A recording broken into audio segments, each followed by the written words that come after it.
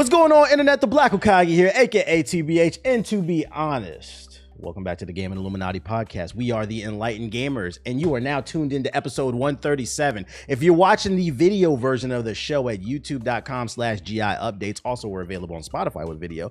No, the show is available on Apple, Spotify, SoundCloud, Amazon, and all other major podcast platforms. I'm not gonna lie, with the video, I like that we have video on Spotify, but it does kind of fuck up my intro. With the video being on Spotify, but whatever. I was about to say, make sure to rate the show 5 stars on Apple Podcasts. Your 5-star rating helps us grow on all these different platforms. Follow the podcast on social media. We drop daily content on our social media pages. We're available on TikTok, Twitter, and Instagram. Our handle on all our social medias is at GI Updates. There will be a link in the description box below if you're watching on video. And then if you want to financially support the podcast, patreon.com/GI updates. That's actually how you get in the Discord and game with us. Once again, that's patreon.com/GI updates. Now, allow me to introduce you to my co-host, the first of which is very grumpy today. He got washed by a monk this morning in Sekiro, and now he's taking all his anger out on everyone in the group chat. UTX Quest for the real ending the Dawn. Say what up to the people. Hello, everyone, my brothers and sisters. 2023 will be the year of atoning for your gaming sins and facing your demons. So just know that no one is safe, especially in GI. Since everyone wants to point out everybody's gaming sins, I guess this is where we are right now. So I'm going to be atoning for my sins. You're going to see some more members atoning for their sins. We are going to end the slander, okay? End the slander and start with some more, but we're going to be on the clean slate. So namaste. Namaste, my brothers and sisters. I am at peace with myself, okay? I am at peace. I wasn't paying attention. Who pointed out your gaming sin? It's a long story. Yeah, it is a long story. It's a podcast. Yeah. It's a fucking podcast. We got time. So eat those. Do you want me to get this is content, baby? This is content. And all this. Go ahead and explain what happened. I was the mastermind behind this whole thing. So what happened was JG was streaming Paragon, and Ace was Ace. Big. Predecessor. Like you could tell the difference. You could tell the difference. You can on Meta Studios. It's the difference. Pretty sure if you took a screenshot of Paragon and Predecessor, I literally would not be able to tell you the difference. Wow. That's not a bad thing. That's actually that's not a bad thing. That's not a bad thing. It's a good thing. Yeah. Shout out to Omega Studios. Y'all doing great. Let me think. So JG was streaming it, right? And then Ace was playing with him. And then, I just jumped into the VC, ready to start some shit. And basically, I'm trying to remember what sparked. Oh, okay. So basically, AB in the chat and also me were basically doing some wink, wink, nudge, nudges that I think Ace picked up on, because we were talking about one day, we're going to talk about, people not finishing games, or this year, JG don't finish his games. Oh no, there's other people that don't finish said games or don't truly finish their games. And I think Ace was picking up what we were putting down. And ultimately he admitted publicly in front of JG and me, he was like, yeah, no, I didn't beat Melania. So JG and I had a mental freeze moment, like a brain freeze. Cause we were like, this doesn't make sense, because we could have swore back during the Game Awards and even before that, months before that, you never said you didn't beat Melania. You always said oh yeah, I beat the game. Just to be correct, he literally said, I beat Millennia. That's why he said it. No, he said, I beat Millennia, and he said, you could check my achievements. So yeah, that's what he said. We did. Okay. That's what I thought it was, because I could have sworn he said sometime in June or July, because we were just talking shit about Elden Ring, about people not beating. We were talking about Chaos, I think. I think it was Chaos. I don't really remember the conversation. I just remember the slander awards when he specifically said that. Yeah, it was something in July, something about Chaos hadn't beat Melania. He was scared to play against Melania, so we were clowning him for it. And then I was he was like, well, there's other people. It's not just me. There's other people who haven't beaten Melania. And then we went through the game nah, I beat Melania. We were showing our card and shit. We were I'm a true Elden Lord and shit. And we were arguing, saying, no, if you didn't beat Melania, you didn't beat Elden Ring. That was the whole. You gotta be in the 30%. Yeah, if you didn't beat Melania, you really truly did not beat the game. You kind of cheated you cheated. What's the ninja quote? You cheated yourself. you cheated yourself. You weren't a real gamer. So long story short, fast forward into the Game Awards, like you said, where I swear to God, I thought Ace said again, that he beat Melania. And then fast forwarding, then he admits that he doesn't. So me and JG have this brain freeze, and then we say, all right, basically I argue and say, well, Ace, you need to finish this because like you didn't beat Elden Ring then, and it's crazy that you've been capping for 6 months straight, and not only that, you was clowning TBH during the trial because he took forever to beat Melania, but at least he beat it, and you didn't beat it on record. So that's kind of crazy that you was actually to give you to be crazy. He okay, whatever. No, that ain't that special. I beat it without a mimic too. No one cares. I just want to point out. We'll get you later. Because didn't he say, "Well, I'm gonna fight her with a mimic"? He did. He's ready to cower it out. He's already ready. Yes. Yeah, but I was in a look. pocket. Anyways. But Ace came up with a perfect counter jab against JG. He said, JG, I know you ain't talking. And said, boy. He said, I know you ain't talking. You did not beat Ishin. He said, you did not beat Ishin. So he basically sunned JG. He was like, how you gonna tell me I didn't truly beat Elden Ring? You didn't truly beat Sekiro. So then JG got froze. He was like, 14 hours, bro. The 14 hours. Yeah. Bro. So then I remember too, because I was like, oh shit, that's right. JG swore he was gonna go back to Sekiro and finish Ishin, but he never did. And I was like, that's the same thing as not being Melania. So I was like, oh, Ace is right. You can't talk shit about Ace not beating Melania if you ain't beat Ishin yet. So now that divided in one thing another. JG was like, I ain't no bitch. I'm gonna beat Ishin. And then I was like, all right, well, I just kept instigating. I was like, all right, so this is what we'll do. Ace will catch up and get to find Melania, and he'll stop there. And then JG will catch up to Ishin. He'll stop there.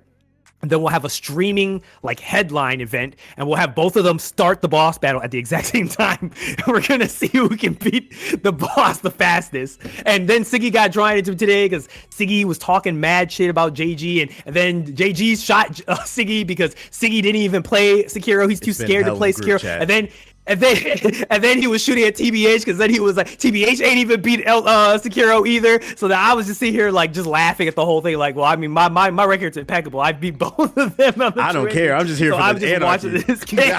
I'm just watching this chaos, and the DM's just laughing like Thanos. Like, oh man, I can't wait for this. So yeah, in January, I don't know, JG. We supposed to be having some sort of triple threat. JG changing the rules. I don't know. So wait, because Siggy, I don't know what's happening. Because I muted the group chat. I didn't even know Siggy was talking shit. He was talking about me not beating Sekiro. I don't care. Y'all can say whatever you want about me. I'm still gonna crack jokes. Siggy was talking. Siggy was basically trolling JG because JG basically like everybody who plays any sort of Souls, they get stuck on a certain boss, and they start getting a little triggered about everything. And then Siggy was like, Ace beat this in 15 minutes, and that's it. JG got pissed the entire day. He's like, see, I'm gonna block you.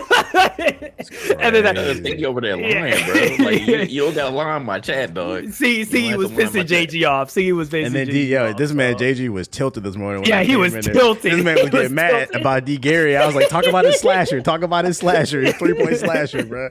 JG was just like, shooting everybody. No, it got to a point where too many people were talking, and it's like, I get it. Like when people are struggling, it's funny, haha moment. But I'm like, unless you have a flawless record, we are going to just nip that in the bud right now. So anybody who didn't play Sekiro, cut it out. I don't want to hear anything that you're saying. So that makes Siggy automatically null and void. I don't care what he played. Yeah, God! Too. And that's what I said. They brought that up too. They said he played it, but he didn't finish Bloodborne. You're kidding me. It's a lot of sins going on. So I'm like, all right. So you telling me the cap is insane right now? There's a lot of people capping. Like, Sig, if you want to say something, bro, just play Sekiro then, because what I remember when we were all playing it, Siggy and Flock both played it for like an hour and they cut it off, both of them. All I'm gonna say Siggy did get far. I did see him. I watched him when he was like deep playing it. He got farther than I did, and I think you did playing it on the PS3. But we already said we're not gonna play that shit at 30 FPS. It ain't happening. So we got an excuse for why we haven't. It's not PS3. That was on the 4. Oh, I'm sorry. Ran like a PS3 game. It just ran like a PS3 game. So yeah, it did run like it was on PS3. Yeah, I'm not playing that shit at 30 FPS. I'll wait. Yeah, I always said I'll play Bloodborne when it comes to PC. But yeah, I'll totally play it and beat it when I get to PS. I can't do it. We'll play Liza P. How about that? Yeah. All I will say is I think we're gonna play Wolong with like. I said, well, that's what I proposed. I said, cut all this arguing out. 2023 is a fresh year.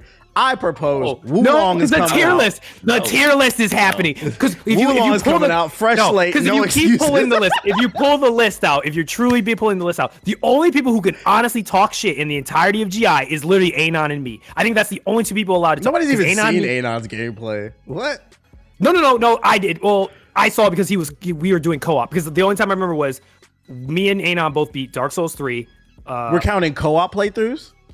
Well, we didn't completely play through it. We you know how it was. That was our first Dark Souls, so we were scared. So he was like, "Hey, play co-op with me a little bit." And then we got a little comfortable. Then we just jet off. Oh, well, we're doing he co-op. played Elden Ring. Anon played Elden Ring. So Anon about to prove that he I think he's like halfway through the game at this point. Hey, what's up, Akumaru? Yeah, when he I'm comes not counting. I'm not counting. You give him a Thor hammer? Yeah, it's They gave me as a toy. it's a Fenrir brand. It's like super tough because he's got a. Does he strong bring knife. it back? Yeah, he can pick it up and jump with it. It's because he be tearing up all them plushy toys, so I had to get him something Yeah, tough. he needs something tough. But no, I don't think Anon is included in this. I think solely if we're just going to It's count just like Sega. the overall spectrum of games, and but if you're just going to count specifically like Dark Souls and Dark Souls as games, it's probably just you. Even though Siggy tried to bring up some to blemish your record too. What did he say about was me? shooting at everybody. What did he say apparently me for? He said you needed help to beat Radon, and you needed help to beat Melania. I did Melania by myself. Yeah, he straight up lied. Okay. He's right about Radon because he did help me with Radon. I'll give him that. He totally helped me with Radon. But no, every in-game boss after I think it was like by the time I did the the Academy Mage, that chick was easy. But after her, all the main line bosses after that, I pretty much did them by myself. Melania I did by myself. Godric, which I lost my shit about trying to kill. I did the that wrestler by myself. one? Yeah, that's the JoJo guy. I didn't find him to be that hard. I didn't find him to be. It was just me. I think it was just because my playstyle, like the weapon I was using, it required I had to get extremely close to him to like land hits on him. And I think people who were at more like mid range, they had an easier time. I was just getting grabbed and what do they call it in fighting games when they grab command grab? Command grab. Yeah. He just kept command grabbing me over and over again and killing me in one shot. So I just kept getting mad. And then oh my god, the AOE's. I screamed AOE at least like 50 times that entire time. I was sick of the AOE's. That shit's so bad. Well, listen. But good luck, JG. Good luck. You beat Owl. That's an accomplishment. I mean, and it's funny though because I mean the first playthrough, which was you beat the real Owl, right? The fake playthrough. I beat the Owl, and then I beat the real Owl today. So okay. TBH, when you gonna pick back up Sekiro? I don't give a fuck what y'all doing. 2023. I'm just asking when you gonna do it because you said you was gonna beat it. That doesn't work. Next time. No, I'm just saying. You said you were going to play it back again. You got pretty far. You got past the monkeys. You played it again and then you stopped. So I'm just asking you, when are you going to finish it? I'm playing. Just asking. I'm playing High on Life right now. If I do choose to play Sekiro again, of your own free will, yes, it will be of my own free will. It will not. I will not be. Are you going to play? Are you going to play in the tournament? The Coliseum. You said you wanted to. The Coliseum. Yeah, did you want to play? Yeah, I'll play in it. All right. I saw the footage. I was like, yo, you can when I went online, because I'm not gonna lie, when I went online to play Elden Ring, I thought I was gonna get washed in that shit. What? I was washing people for the most part, and I was like, it started made me think. I was like, yo, that statistic about only 30% of people beating Millennia, I was like, I think it's true. Because it's totally true. Most of the Coliseum, they just spam the magic, just dodge it, and then run it and beat their ass. They don't know how to fight. I was like, oh, okay, this is pretty fun. So yeah, like I'll play. Folks don't know how to fight no more. That's it. I don't care about none of this shit y'all talking about. 2023 is a fresh slate. Wulong, Liza P come out. I don't want to hear. So Wulong's about to be is that going to be the new torture? I don't know if everybody's into that. I mean, they may play it just because it's a Dark Souls as a game, but I mean, I'm into it because I love the Three Kingdoms. Like, does it play more like Sekiro, or does it play more like Neo? JG. It plays more like Neo, in my opinion. Okay. Does it have the key thing? The whole key mechanic? It's fast paced. It got a counter system. I liked it surprisingly when I played the demo. There's a demo you could play. Is it live still? I can still play it. Yeah, you can still play it. Yeah, it's on PC. What is it? Yeah, you have to double check. You have to double check if it's. What's this game called? Legend of Wulong Fallen Dynasty. Yeah, or something like that. I streamed it when it was on. Anyways, I don't think Ethos needs an intro. That was your intro, ladies and gentlemen. Ethos. Hey, welcome. Hi, everybody. So we started the first like 15 minutes of the show, fucking going back and forth about beating Soulsborne. Just cut half of the topics now. Before we get into the show, even though we already technically started it, the freebies for the month of January 2023. For Xbox, you get Iris Fall and Autonauts. I don't know what the fuck any of that is. And then on PlayStation Plus, you get Jedi Fallen Order. Perfect time to play because Jedi Survivor is about to come out. That's free. And then you get Fallout 76 and Oxum Verge. So yeah, that's PlayStation Plus games are not bad this month, or next month, should I say, 2023. Happy New Year whenever you watch this. All right, so let's go into the leading conversations for episode 137. We're going to start with Callisto Protocol. The Callisto Protocol is a brand new horror adventure game, I guess you could say, from one of the co-creators of Dead Space. Came out at a really weird time because a new Dead Space remake is supposed to come out next month in January. The Callisto Protocol, you play a prisoner. There's like this alien zombie outbreak and you're trying to escape with like other prisoners while unmasking like this crazy conspiracy going on inside of the prison. While you're doing that, of course, you're getting attacked by zombie alien things and you're trying to survive. This is the brand new game. I recently beat it. JG got some time with it, so I wanted to hear your thoughts about the Callisto Protocol. Do you think this is do you think you'll get a sequel? Do you think this is the spiritual successor people have been waiting for when it comes to Dead Space? I'm going to say emphatically no. I think that people are more upset at the way that it plays rather than the actual story. A lot of people saw the initial test and they were like, well, what the heck is going on? PC people were having a mighty bad time playing it. Even me, I was having a little bit of technical difficulty. Nothing that was going to, break the game, but I can definitely tell at certain points, like it was not optimized at all. So I think that was the first major blow. It's just an unoptimized game and some of the mechanics are really, really bad. I'm bored out of my mind. I'm gonna be honest. I'm really bored out of my mind. The first hour was okay, but you kind of just start seeing some of the same enemies. They introduce one new alien thing, every now and then, but it's pretty much just the same, like rinse and repeat. Like you got to dodge and then either shoot or use your little push pull thing. Or use the melee weapon that you have. And I just found like it just got really boring really fast. And I also really didn't care about the story from where I was. So kudos to you, TBH. I would love to hear how you feel about it since you actually beat it. To say like if I'm going to change my mind and continue to play the game. He's like, oh, I'm getting praised now. I beat my game. Hold on, funny guy. Hey, Ethos, back me up here. I hate to drag you in this, but what was that thing that JG said in the group chat the other day about the Callisto Protocol? What did he say? Something about I don't think I'm gonna beat this one. He did. Yeah, he did say that. Yeah, I'm sticking to my guns. He said another game he wasn't gonna beat. I said I might not beat it. No agenda here. Just I said I might not beat it because it's boring, and I'm saying it's boring. The facts to me. The Callisto Protocol. This game is this is one of the weirdest games I've ever played in the sense that how did the creator of, in my opinion, a classic horror game try to recreate that game and make it worse? This is the best way to describe it is Diet Dead Space. You know the story of John Romero? Nah, what's that? He was one of the godfathers, if not the godfather of Doom. And he made a sequel game to Doom. It was called Daikatana. It's arguably one of the worst games of all time. Like, it was terrible. And he did it directly after Doom. And it's the same scenario where it's like, a creator comes up with some innovative, changing thing in the game in the industry that's like a classic, and then they go and make a direct a spiritual successor to it, and it fails. It pales in comparison. I don't know, something about when they get older, as time goes on, they have more time to make mistakes, and they kind of, as time goes on, they might lose.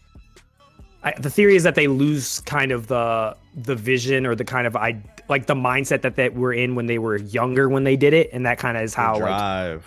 Yeah, whether it's the drive or just the philosophy of where they were mentally back then when they made it to now, they might have changed as a person, and that might cause them to make changes and stuff and think okay, maybe I was wrong about this thing back then or something like that, and maybe they weren't, or vice versa. They thought they were right about something back then, but they were actually wrong about it. So that's the inside. Yeah. That's why we keep the game developer on the panel. Yeah, nah, shut up. Go ahead. Yeah, this game is weird. If I could give one positive, because I don't want to sit here and just rag on it, the game is gorgeous in my opinion. I played the Xbox Series X version. Ran buttery. Game. You said what? It's a UE4 game, which is surprising. It looks really good for. I thought it was UE4 UE5. Wow. Okay. Nope, it's UE4. Yeah, they did really good. Yeah, it's gorgeous. I think the character models look good. The lighting is mwah. It does a great job of setting the atmosphere. But once you get past the aesthetic of it all and you get into the meat and potatoes, the actual gameplay, I completely agree with JG. And unfortunately, it does get a little bit better. It does. You unlock some, a stronger force push, like more energy, a couple different moves. But for the most part, the game stays the way it starts. And I think the biggest problem is he's just too clunky. The dude moves around as if he has two anchors on his damn shoes. And like I was told that was on purpose, but it's like it would have helped if he had maybe like a roll or something like that. I feel like a lot of times I got cheated out of it. There's a segment later in the game, it's a boss fight where it's like you're fighting a bunch of aliens on a moving platform. It was one of the most frustrating. I almost did uninstall it. I was waiting to see if JG would get to that section, because literally everybody in the comments is like, oh, this is the moment, this is the part where he's gonna rage quit this shit. It was incredibly frustrating, and it exposed how clunky the game was. It's not a fuck this game, but this is like a bargain bin game at most. This is like, I feel like there's tiers, right? There's like cop this day one, price drop, or like Game Pass type game, and then there's like a tier below that. This is like a bargain bin, $5, $10 at GameStop. But if you skip it, you're not missing out on anything. And then on top of that, I think the biggest crime about this game is it's not scary. Did you ever get scared playing it? No, I felt like this was like a typical like horror movie that's like not dealing with like demons or anything. Like they tried to throw like the jump scares at you, but I'm just like, okay, I've seen that coming. Like what's gonna pop out at me, and then there you go, something pops out. Like I can pretty much predict where the things were going to be. Like there were like a couple of moments where I was like, all right, like okay, I didn't see that right there, but for the most part, like they just tried to get you with like the dark areas or like the area that you can see like aliens vomited all over the place. But no, it was not scary. Yeah, there's not a lot of enemy types either. It's constant reoccurring enemies, and then not only is it like generic jump scares, but it's the constant repeat of the same jump scares. So there's also literally a moment in the game that like pretty much steals a moment from was it The Last of Us, where like remember you had to like sneak past like the blind clickers. Like there's a moment in the game that does the exact same thing. And I was like, I feel like I played this before.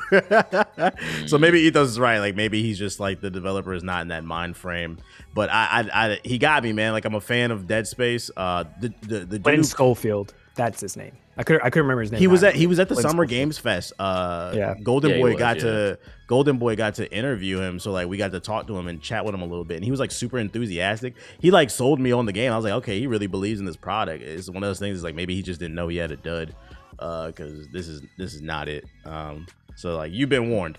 If you want to play it, get it when it's dirt cheap, or if it's on the Game Pass. Other than that, you will not be upset if you skip it. Also, Dead Space Remake is coming out January 2023, and that's looking like it's gonna be better. Although it doesn't like you need to play that unless you just never played it before. Are y'all picking that up, the Dead Space Remake? Yeah, because I'll get it for free. I was never a Dead Space. Yeah, shill, baby. Yeah. Before we move on, my Anthem reviews paid off. Go ahead. The check cleared. How'd you feel about the story though? Like, did you enjoy it or no? It was one of the better aspects, but it still wasn't good. It was like a 5 or a 6. Like it was something. It gets real kookily towards the end. Like I don't want to spoil it, but like yeah, it gets real kookily. Like, I was like, I don't know.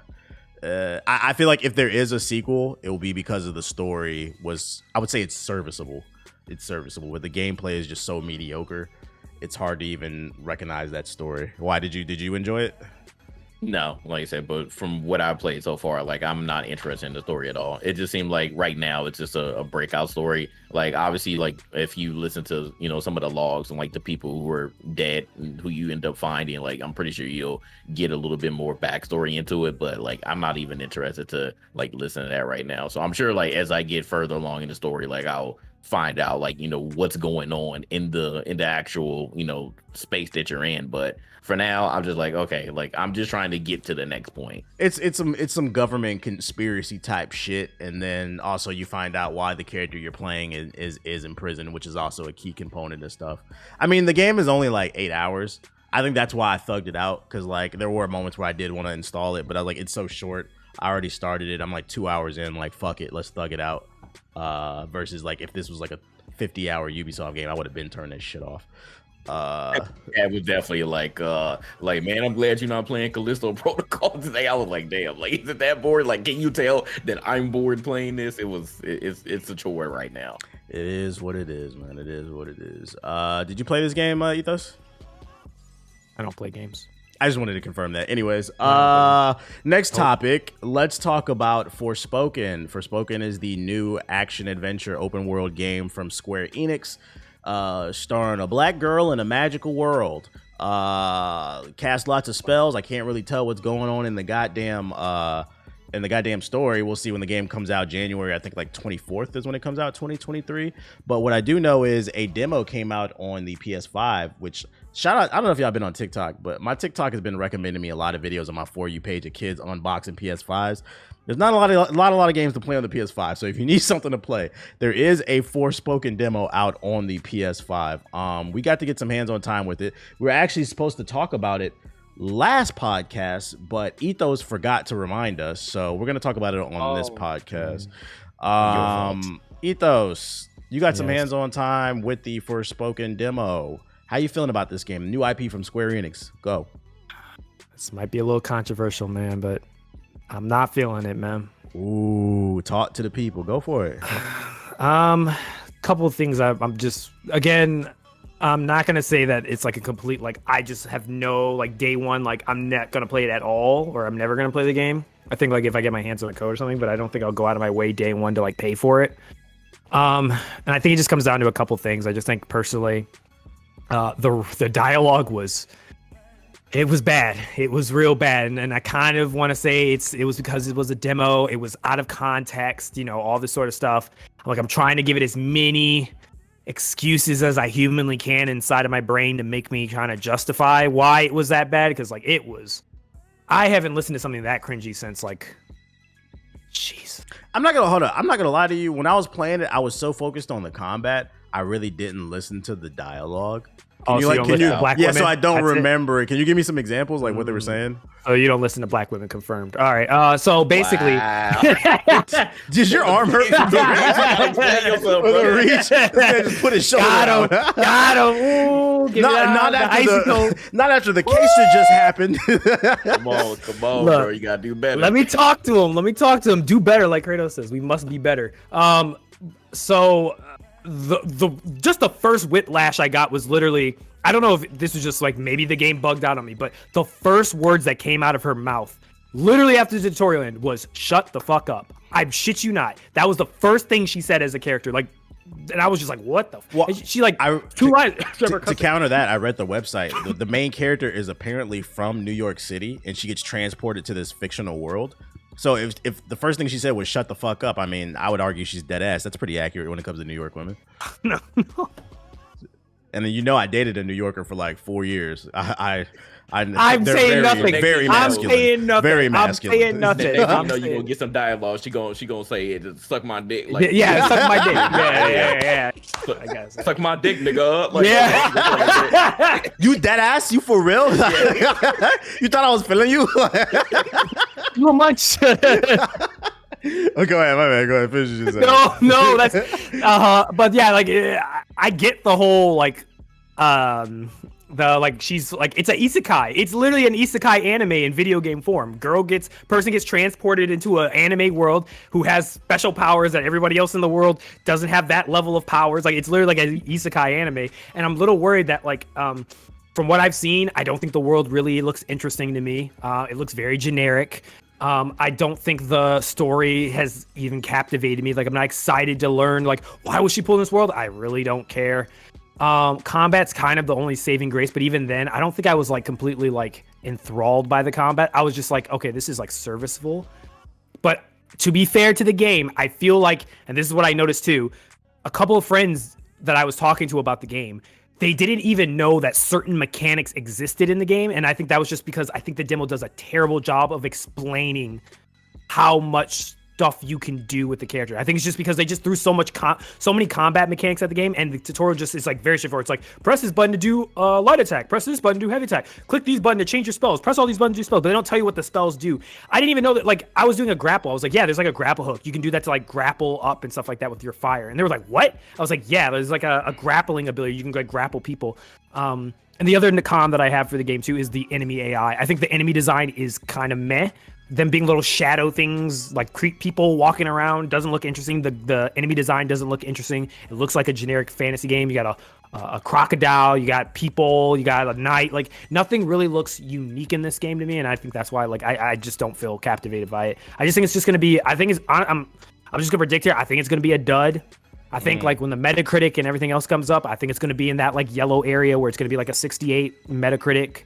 Somewhere around the 60 range. I think it's going to come out. It's not going to be that, it's not going to have that much fanfare, but I think it's going to end up having this small little group of people who are like, I enjoyed it, or I feel like people are over-hating on this game. I feel like it's going to be like Gotham Knights. I feel like that's the reception it's going to get. I feel like it's going to get a Gotham Knights level of reception. So I'm just happy you explained what an isekai was, because I was not following you when you started talking about that damn nerd shit. JG, what do you watch an isekai? You know what an isekai is. What isekai have I watched, nigga? If you watched any anime in the last like 5-6 years, like a majority of them were isekai. Name like, one. Name a popular. Sword Art Online. I watched like 2 episodes, dude. Okay, well then you watched an isekai. Then you watched an isekai. Well, that doesn't really count. Whatever. JG, what do you think of this game? That show fucking sucks. Don't put that on my body. It does suck. It does suck. Sword Art. I condone it to say it's good. I'm just saying it's very popular. I don't know why. How you feel about the game? Ethos was spitting. Like, I pretty much share the same sentiment. Like, definitely the dialogue, like as you were like battling, and then at the end of the battle, I don't even know like who she was talking to. Like, I don't. It was her bracelet. Her bracelet was like a Jarvis or something. Like, it was like a computer. Yeah, that's what it sounded like. Yeah, so whatever. The banter between her and the bracelet was very, very cringy. So I definitely agree with Ethos on that. Like, she was just I don't know, like. I personally have a thing with like women just like excessively cursing. I don't know why, but I just feel like, it's just not a thing that I just want like in my everyday life. So like that was kind of cringe. I'm not saying that women can't curse, but like excessively cursing it's just kind of cringy to me. So yeah, I agree with that. I think that the visual, first of all, quality mode is ass. Quality mode looks terrible. Put it on performance mode. I'm just say that right now, like just off the rip. Like if you play this, just put it on performance mode so you can get 60 FPS because it looks way better. Because quality mode just looked terrible. I don't even know what was going on with that, and it just moved like crap. It looked like crap and it moved like crap. So change that too. I'm genuinely shocked to hear somebody even try to play a game on quality mode. I have mine set to performance at all times. Yeah, people still stuck in their 30 FPS ways. Be pretty graphic. Right. Yeah, I didn't even look through my options to even see I need to change that so that it's always on performance mode. But I had to manually change it. But yeah, the world is just it's weird. There's not a lot going on. Like it's like you move to the world a little bit and then hey, you see some enemies there, kill them. And then they say some weird dialogue, and then you move on. And I agree. Like with Ethos, the saving grace was the combat, but it's a lot of stuff to learn. Once you master it, I think that you're gonna have a good, a fun time because it's a lot of stuff to learn. Obviously, we couldn't, look at every single thing that the game had to offer because it's a demo, but it was a lot of cool spells and stuff that you can upgrade. When I was looking at the skill tree, I was like, okay, like once I get that stuff, then it's really gonna be a good time. But I feel the same way with Ethos. Like it doesn't do the best job at telling you everything that's going on with the spells and stuff. But other than that, like I will have to see. I'm not going to just say that this game is going to be DOA because I definitely want to play it. Because this was the game that's supposed to be the demo to UE5. Like this was it. So I'm hoping that they at least turn this into a semi decent why do people say that? Because it's not even what happened. I'm confused. Like when did this thing come out that they were like the Forspoken was supposed to be a PS5 Unreal 5 game? Because it's not. State your sources, Jay. Yeah, who been telling you this? It was early on when the PS5 was revealed, not the reveal for the general public, but when they did that cringy tech demo when the PS5 was first revealed, and they were saying all the jargon that people didn't care about. They showed Forspoken. We didn't know that it was Forspoken, but they literally showed the character like moving around the environment. No. Those are two different. Those are two different. Those are not the same. I know what you're thinking of. You're talking about when it was like a prototype, like they didn't have the name decided yet, and it was like, look at this person jumping around. Yeah, no. There's another. Epic did a demo called the Forbidden whatever was demo. I know you're talking about the one with the sand, right? Where like she's like inside of a cave and then she leaves, and it's like a sand place, like ruins, and she's like jumping and stuff. Like that one. Yeah. That's the one you're referring to. Yeah, no, that's different. That was not Forspoken's. Okay. They're two different. I think that's why you got that, right? You remember? It was around the same time. It was when they like, oh my god, UE5 on PS5. Yeah. It was just because they had that. I know what you're talking about. You're talking about when Sony had that thing when they first revealed, and they were like, "This is what the next generation is going to look like," and they were just showing different games from different publishers. And I guess people just assumed it looks similar to this game, so it must be the same game. Yeah, no. Epic literally said like I know it wasn't like Epic's actual like this is UE5, but Epic was saying, well, Epic in Unreal was like, hey, like this is UE5 and this is what is going to be on PS5, and they showed Forspoken first. Pretty good. Oh, but we didn't know. Again, we didn't know what it was. So I'm going to be the contrarian here and say that I disagree with you both. I had fun with the demo. You have shit taste. Doesn't matter what you do. You guys don't beat the game, so it doesn't matter. What's the name? I had fun with the demo. I actually think you guys are ragging on it a little too hard because just to give context, the demo was only 30 minutes long. It's kind of hard to take away a lot. I agree what you guys are saying with like the open world seemed empty and like the enemy design, but it's like there's no context to what we were doing, so I tried not to judge that too hard. But I did say like in the video that I made, I was like, when the full game comes out, if there's just more of that shit, then yeah, I'm like, I can't get behind that. But I was like, it's a demo, I'm not gonna judge it that hard. I was having general fun with the combat. One of the reasons why I didn't pick up on a lot of the dialogue was because the game doesn't teach you anything. The demo just drops you in, and like they give like a couple tutorials, but it really like, so like for those who haven't played the demo, there's like 10 different spell types that they give you.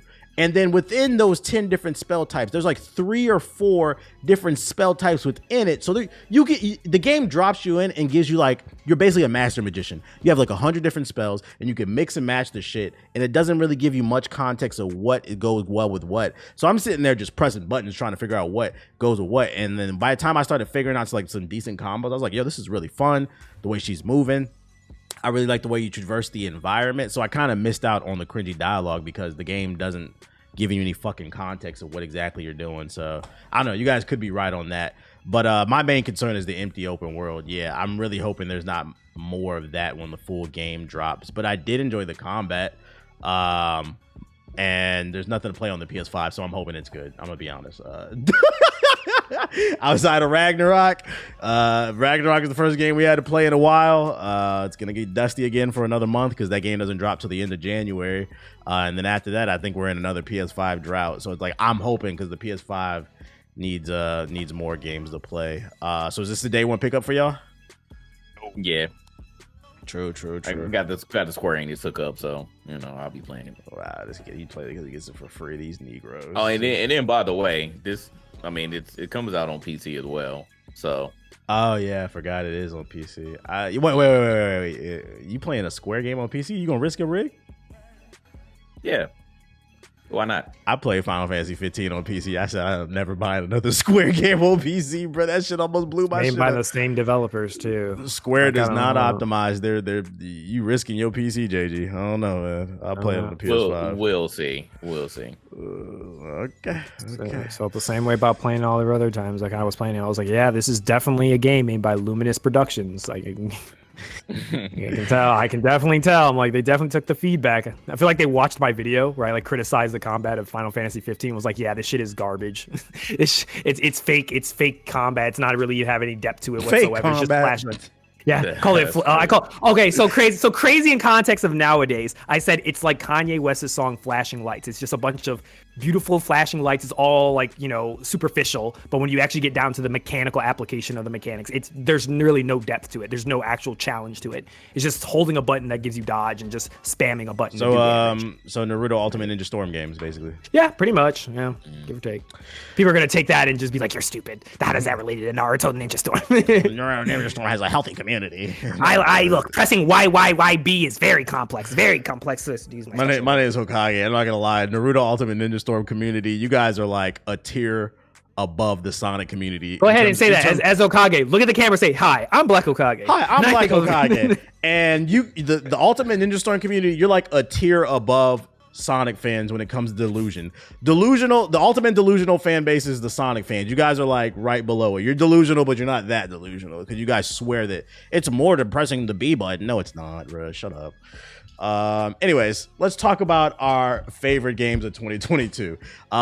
Today is December 30th, in which we are recording this. It should be up by the 31st because I'm going to start editing it like right away. This is the last podcast of 2022. The year is over. It's time to reflect and talk about what our favorite games were. Since there's 3 people on the panel, we don't got all day. We're not going to do a top 10. Instead, we're going to share our top 5 games of 2022. And also, before we even talk about this, if you did play the Forspoken demo, let us know what you thought about it in the comment section below. I'm curious to see what people thought about the Forspoken demo, because fun fact, I forgot to say this during that section. I uploaded a clip of me playing that game, and that video, it went semi-viral, and I went and checked my analytics. I thought it was Twitter pushing it, because Twitter has a program called the Amplify program, where they push it to advertisers or whatever, and to like the general public more. But that video went organically. It got all its views. It got like 50,000 views organically on Twitter, and it got like mad comments. So like there's like a general interest in that game. I was surprised. So you actually might be right. It might get a Gotham Knights type of reaction in terms of what's the name, viewership and feedback or whatever. But anyways, top 5 games of 2022. Ethos, you're on the clock because you don't play no games, and I know you don't have much to say. Give us your top 5 and why. Well, excuse you, sir. I actually have honorable mentions just to show. Okay. Give us your honorable mentions, then go from 5, 4 up. You go ahead. Do your thing. My honorable mentions before 5 would be in no specific order: Need for Speed Unbound, The Quarry, and God of War Ragnarok. Okay, that's a bold. Hold on. You want to talk about Ragnarok being in your honorable mention? No, I don't want to talk about Ragnarok being my honorable mention. The people need to hear this is content. I don't. Ragnarok in your honorable mentions. I'm not. We've gone through this for like 2 weeks. I don't want to every last 2 podcasts have literally been God of War Ragnarok. Can we just skirt around the conversation about Ragnarok? We already discussed it. I've already said my 2 pieces about it. I've even said, it seems like your audience doesn't have a good time, or sometimes I won't even say our audience, but sometimes some people who randomly listen to these things have a bad time hearing and having, in comprehending what we're saying. When you can say, I actually like the game, I enjoyed the game, but just because you don't put it up as like your best favorite thing, that just means you think it sucks. So I just want to state again, I enjoyed playing Ragnarok. Most of the time, there was parts where I rather had been asleep, but not my favorite game of the top 5. That's not to say that Ragnarok is worse than any of the 5 games. I just think from an enjoyability standpoint and just the experience I had playing that said game in a certain context, I enjoyed that experience more than just by myself playing Ragnarok. There you go. All right, give us your 5 then. All right, number 5, 40K Dark Tide. Warhammer. Yes, the Warhammer game. Okay. What about that game? I have recently been pretty hooked on the Wark lore and universe stuff. I first discovered what it was about a year ago when a YouTuber, Bricky, shout outs to Bricky, if you're listening to this, or Adam or something like that. He made a video called The Factions of 40K or something like that, and I watched it because I was just curious, and it was like a 30-minute video, and it was like the most batshit insane thing I've ever heard about an entire universe of how this verse functions. It's basically a terrible place to exist in. Nobody's the good guy. Everybody's just a piece of shit. Every faction's evil. There's no good guys in the entire verse. And it's got everything from fascists to aliens to orcs to in space, and they're blowing each other up, and there's demons and everything, and they're all trying to kill each other and do crazy shit. There's sex, there's drugs, it's rock and roll. It's just everything. Just turned up to 1,000. But this game basically takes place in that universe on a specific planet, and you play as some of the weaker characters of that universe, but it's a co-op game. It's made by the same people who did Vermintide. I forgot the pronunciation for it. But it's like a Left 4 Dead game, right? It's like a Left 4 Dead styled co-op, horde shooter. But I like this one a lot. I like it because I love the flavor of the 40K. They did a really good job with the universe, and the gameplay mechanics are really cool. And my God, the sound design is crazy good. I love the music of it. I think the gunplay feels really good, and I really enjoy like how each of the 4 characters are distinct in their playstyle and weapons, and there's a lot of progression and customization and a lot of replayability. So I've been kind of hooked on that for like since it's come out. I've kind of been playing it. Is that a Game Pass game? Yeah, you can play it on Game Pass. Of course it is. Of course it is. You know, I'm pushing the agenda, baby. But yeah, it's a fun game. I've been enjoying it. I wish I had some more friends who would play it because I've just been playing it with randoms. But I've enjoyed it for what it is. I would ask JG to play, but he don't play no games, so he's not gonna play with you. What's number 4? Yeah, he's too busy. I don't even know what type of game is it. It's for fucking nerds. That's what it is. It's Left 4 Dead. It's just Left 4 Dead, just more gory and over the top. That's all it is. All right. Yeah. Wait, are we not just going 5? Oh, you want us all to share our 5? Okay, yeah, go ahead. Yeah, JG, do your 5. Yeah. Do your 5. Oh, okay. God of War Ragnarok is number 5 for me. Damn, JG, talk about that. Why is it number 5, damn JG? Damn near in his honorable mentions. Barely made it. Go ahead, JG. Explain this to me. Well, first of all, controversial opinion because y'all don't agree with me, but I thought that 2022 was pretty weak in terms of video games. I don't think it had as much heat as other years, so it really wasn't that hard to make my list for my top 5. But I think after looking at my list, which you'll hear, my 4, 3, 2, and 1 later, but I think that out of all these games, like Ragnarok was.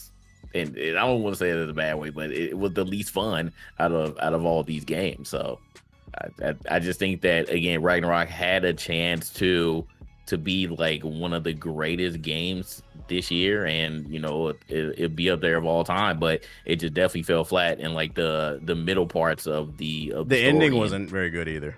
And just those puzzles, man, those freaking puzzles all the time, like just slowing you down through wherever that you're trying to go. So it was just those things that just kind of knocked it down for me. And it's in my opinion, it is what it is. Okay. My number 5, I'm gonna go with a forgotten game in 2022. Wait. Because he did honorable mentions. Y'all want me to do honorable mentions too? Did you have any, Jay? Call of Duty. Okay. Why is that an honorable mention for you? Well, I played the mess out of it. I was not expecting to like Call of Duty or get back into it the way that I did, but hey, I turned into a Call of Duty crackhead again. And the social aspect, like it's funny, man. It's definitely a fun time playing with friends again. It's definitely got back into that social type of thing. Just hop in, hop out, play a few games, and just not care about it. Get a little toxic and go on about your day. Fuck Shipment 24/7. Bro, it's so fun. Man, fuck y'all, man. I got a headache playing that shit the other day. I'm like, this is mine. Yeah, that map's terrible. I know, it's just brain dead. We played it for like 3 hours. That's all they played. I really watched them. My eyes were literally hurting. Siggy, I gotta grind my gold weapon. Yeah. You guys are fucking nerds, bro. Oh my god. I keep telling Siggy, this is the most boring gameplay. You're just hiding behind literally like a container, just shooting down a lane. That's all you do. It's so brain dead. I'm thinking we about to hop on a game, talk some shit. No, I'm like, I just want to talk shit. I do not want to play this. They sweat. You can't even hear anybody because all you hear is just gunshots everywhere. Not fun. I don't think that's a good map. Okay, so my honorable mentions, I actually have a laundry list of games because I disagree with JG. I thought it was a pretty good year for gaming. So my honorable mentions include Tunic. I thought that was a really good game on Game Pass. It's like basically Zelda meets Soulsborne games. You didn't play it, Jay, so you can't speak on it. All right, this is a surprise one. Hear me out. NBA 2K23. It was pretty good this year. Get this man out of here. It was pretty. Fuck you. No, shut the fuck. Nah, yeah, you know what, JG?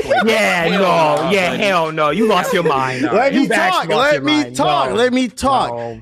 I played 2K more this year than probably like the last 2 or 3 years. Minus the microtransactions, they're still garbage. In terms of gameplay, they did make improvements to nerf the dribble gods, and they made it so it was a more team-based game. We had fun. It was a lot. Don't lie. How many times you see in the group chat, hey, we getting on? They still doing it right now. We getting on just because you two don't play.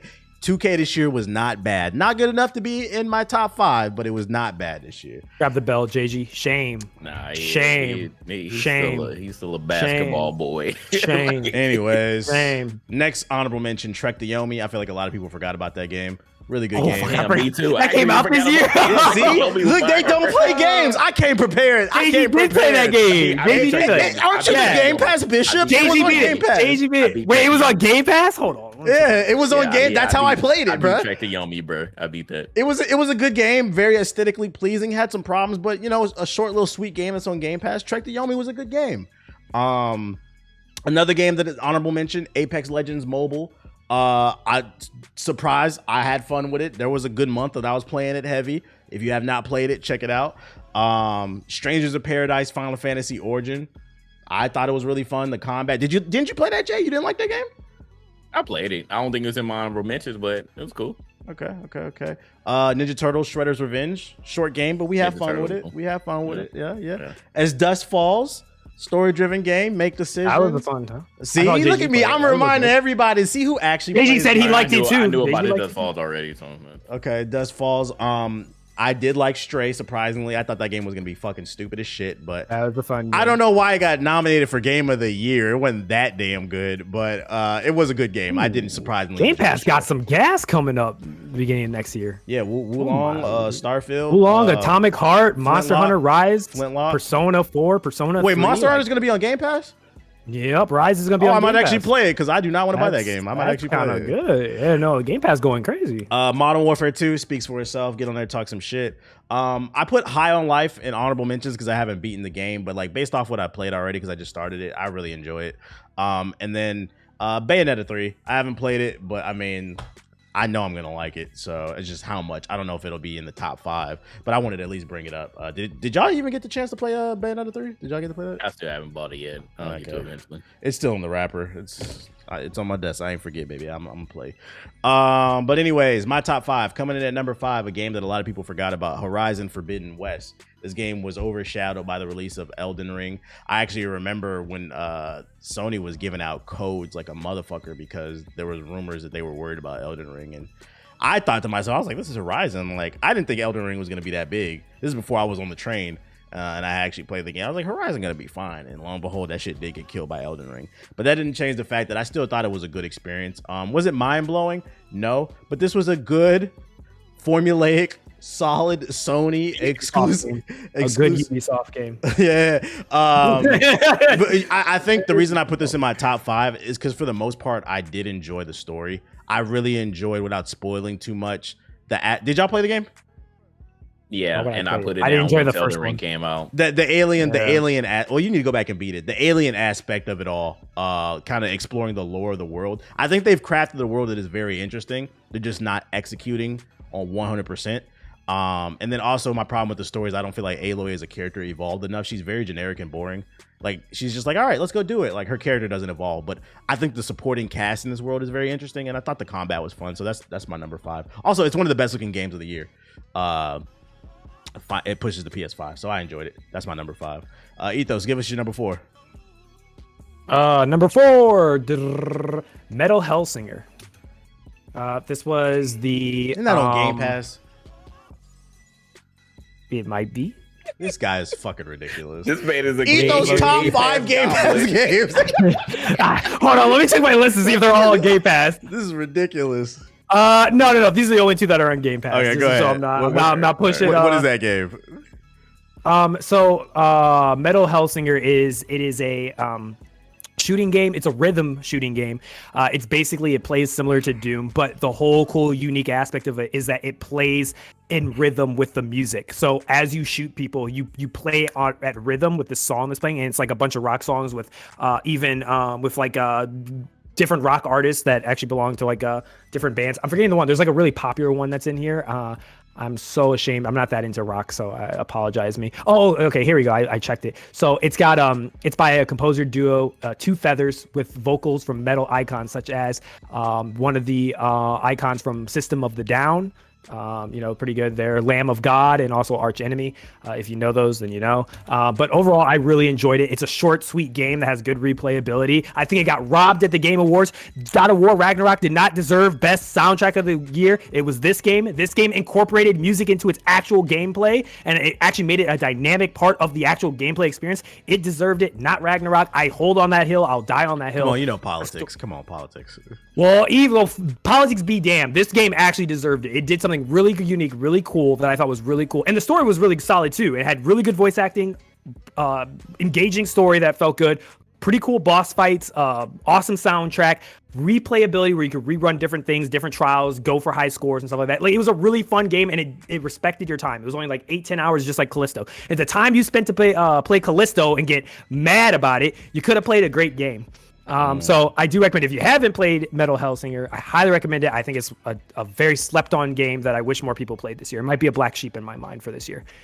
Maybe years later, people will give it its recognition it deserves, but it's a really cool game. I think it's indie developed by a small studio, but yeah, shout out to them. I thought it was a really fun game. I enjoyed it. Okay. JG, give me a number 4. Number 4 is The Quarry for me. That game, I think it definitely helped with the group that we play with, because oh my god, we had so much fun going through that game. Even though it was a bitch, literally the only knock, and it's the first knock, and literally the most important knock, was that it didn't have actual multiplayer. Like, you had to actually be there to do local multiplayer, local co-op, which was whack. I don't understand why they made that choice.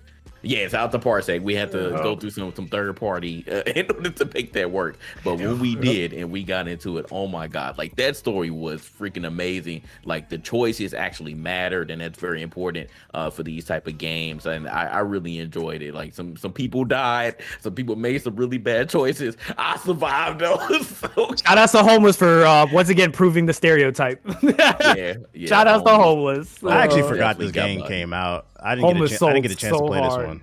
It's a great game. You should stream it. It's definitely a good stream. How long is this game? Oh, it's what, 12 hours, right, JG? Yeah, we played like, what, 2-3 sessions, maybe? Played like, yeah, and every session we played for like 3 to 4 hours each. Yeah, 3. And then some people dropped off because obviously they died because they made the wrong choices. So you know. Did they ever add that? Did they ever add that co-op shit? Yeah. Like I don't think so. I don't think so. So yeah, it's gonna be, you know, a bit of a struggle. We're trying to play it with other people if they're not, you know, actually in the same house as you, in the same space. But for we play, like, I wasn't that game really wasn't on my radar like that. But I know, like, y'all kept talking about like you and Chaos Ethos, and I was like, okay, like, I'll join in because I like those type of games. Because like the Dark Pictures, you know, those games were pretty cool. So I definitely enjoyed, you know, playing this one. The Quarry is definitely, I feel like it's slept on, but mostly because of, you know, just that point that people couldn't play with each other. You know, that was really the main reason. So, but other than that, the story was freaking amazing, and we still got to play The Devil in Me. Like we said, we were going to play it. And that came out. Yeah, came out. That's the anthology, right? Yep, yeah, I think it came out with some mixed reviews. I think maybe that's why we held off. No. We were like, let's see. Let me check. I'll check Steam real quick. Yeah, because we definitely said we were hyped to play Devil in Me. Let me see. It's only for about. Oh yeah, it's got mixed reviews. Ooh. Why? No bueno. Wait for it to go on sale. It might have the same issue, but yeah, that's my number 4. Looks like there's bugs. That's probably why. Okay. Okay. So for my number 4, I'm gonna go with Sifu.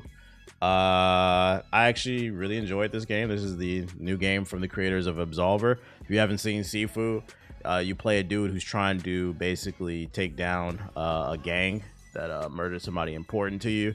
You got to take down all the different bosses. But the cool mechanic about it is every time you die, you get older. So you start off young and like super fast. And as you get older, you get a little bit stronger, but then also you get slower. You have like less health. And you have to beat the whole game without dying. I think the max age is like, what, like 76 or something like that. This was a fun game to play, but it was also a fun game to watch. Because it was so challenging. It had a really deep combat system. It was cool watching your character kind of evolve over time. And then also the mods. This game has a strong mod community. You can play as a bunch of different characters, Batman, Daredevil. And there's also mods that actually change the gameplay, like improvements to the camera, new combos.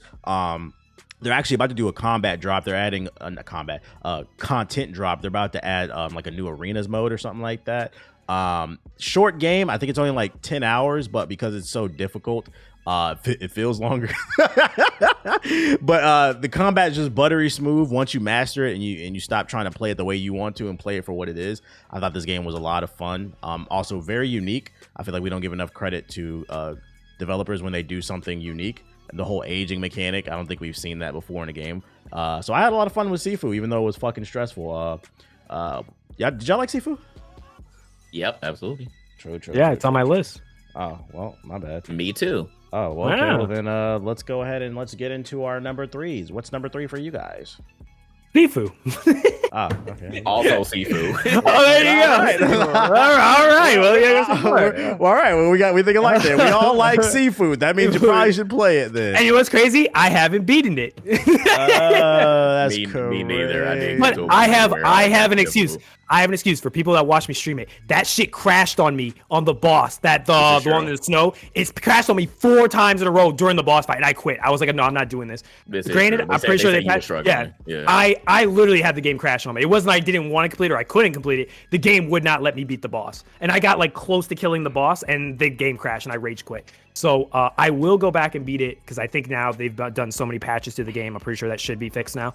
But from what I played, I got all the way to I think the second to last boss. I enjoyed every second of it. It's like Sekiro. It plays like Sekiro, just with Kung Fu. I think that's really cool. I love the mechanics of it, and story was cool. And I, like you said, I like the age mechanics. So that's why I gave it 3. Okay. That's how good it was. Yeah. Number 3 for me was God of War Ragnarok. I'm surprised I actually had the highest out of everybody. I looked at my list and I just didn't. It wasn't going to number 2 or 1. So I was like, and I enjoyed it more than like Horizon Forbidden West. And then like, I don't know, I just couldn't put Sifu above it. The beginning of Ragnarok was absolutely fire. The ending, like the last 3 hours, absolutely fire. There are some moments in the middle that are good, but then it really starts to drag also in the middle. I just feel like this game would have been so much better if they would have trimmed the fat off of it. I also feel like they didn't do enough in terms of like innovating. I feel like they should have focused a little bit more on the combat. There's a lot of reused animations, but you know, we're not ready to have that conversation because it's God of War. We're not. What's wrong with reused animations, TBH? There's nothing wrong with reused animations. What do you think of what do you think is wrong with the criticism of reused animation? Do you think it's even a criticism, or is it It goes back. I think some people misunderstand you when you say that. They think that you're trying to say that that's a knock on the game, but I know what you're referencing. Yeah, I'm making fun. I'll give you a chance to make it clear. Okay, so to give context why I'm bringing up reused animations, when Horizon Forbidden West was about to launch, it went viral. People were finding that there were animations reused from Horizon Zero Dawn, and people were like, oh, this game's trash because it's reusing animations from the original game. And what I'm saying is I find it very interesting that people don't keep that same energy for God of War Ragnarok. There was damn near hardly anything new about the combat. Tons of reused animations, but we love it because it's Kratos. That's why I was like, praise Sifu, because it actually did something original. But I'm also still going to put it at 3 because I can't. I still have to acknowledge the fact that the production value is amazing here, and it just feel like it had so much potential. It's like, man, it's like that one cousin that was D1. Like, you're supposed to go to the league, bro. You're supposed to go to the league. But did he go to the league? Yeah. Like he just ended up becoming like Jimmer Fredette, you know, just like a college legend. You know, it's like when he's on the court with a bunch of like rookies. It's like, yeah, he can hold his own, do pretty good, but like once it. Like when I criticize Ragnarok, it's coming from a place of love. It should have been more than what it was, but it has some glaring issues. But you know, I still enjoyed it. The last few hours was fucking fire. So that's my number 3. What's your number 2, Ethos? Number 2 is Ready or Not. Granted, this isn't a full game. This is early access, but I can say from the time that I played it, had a ball. So Ready or Not it's basically a spiritual successor to the SWAT series, which is like a tactical game where you play as like basically the police, like a SWAT unit, and you have to basically those like being a fed. You know, we like shooting unarmed civilians. You know how it is. I will say it does give you a sort of a empathy towards people in that line of duty, because I'm not gonna lie to you, I shot. Lives matter. Look, all I'm gonna say is, you know, it's one thing to like criticize. Obviously, like man. All right, I'm gonna get political. Just stick. I'm gonna get political. All right, go ahead. No matter what, I feel like when you go into that line of work, you're still responsible for your actions, and that you still need to be held accountable for your actions, and that you need to be trained for that. If it's too stressful that you can't not shoot unarmed civilians, you should not be working in that line of work. That's just as simple as I can put it. But in this game, I think it does kind of and I remember Siggy made jokes about this where Granted, obviously those stakes are way lower because it's a video game, but it really does make you feel that stress factor of like in the heat of the moment where it's just like the game is crazy. Like civilians will be like putting their hands up, they'll be shaking, they'll look like they're surrendering, they'll fake you out, they'll pull a knife out and come at you and try to stab you. It helps you better like, understand what they go through. Yeah, how stressful it really is. Yeah. Like, and it really makes you understand. It's like, yeah, like you literally have like a fraction of a second to like respond to stuff, and like you have to play the game. Like the game does not encourage you to shoot. Like first, it doesn't even, it's not like Siege. Like don't imagine it like, oh, I bust through windows and I just start shooting. That is not how you win the game. The game encourages you to have a lot of discipline. That's the name of the game. It's a discipline game where can you execute with your teammates? You need to constantly communicate. You have to decide how to do it. It gives you that Siege like teamwork feel in a co-op setting, and the co-op is very engaging. The AI feel very lifelike. There was a whole meme when the game first came out where if there was an AI with a shotgun, he could 1v5 because like they gave it a trait where it's basically like he had nothing to lose. So he'd just be a crazy guy running around with a shotgun just shooting at you.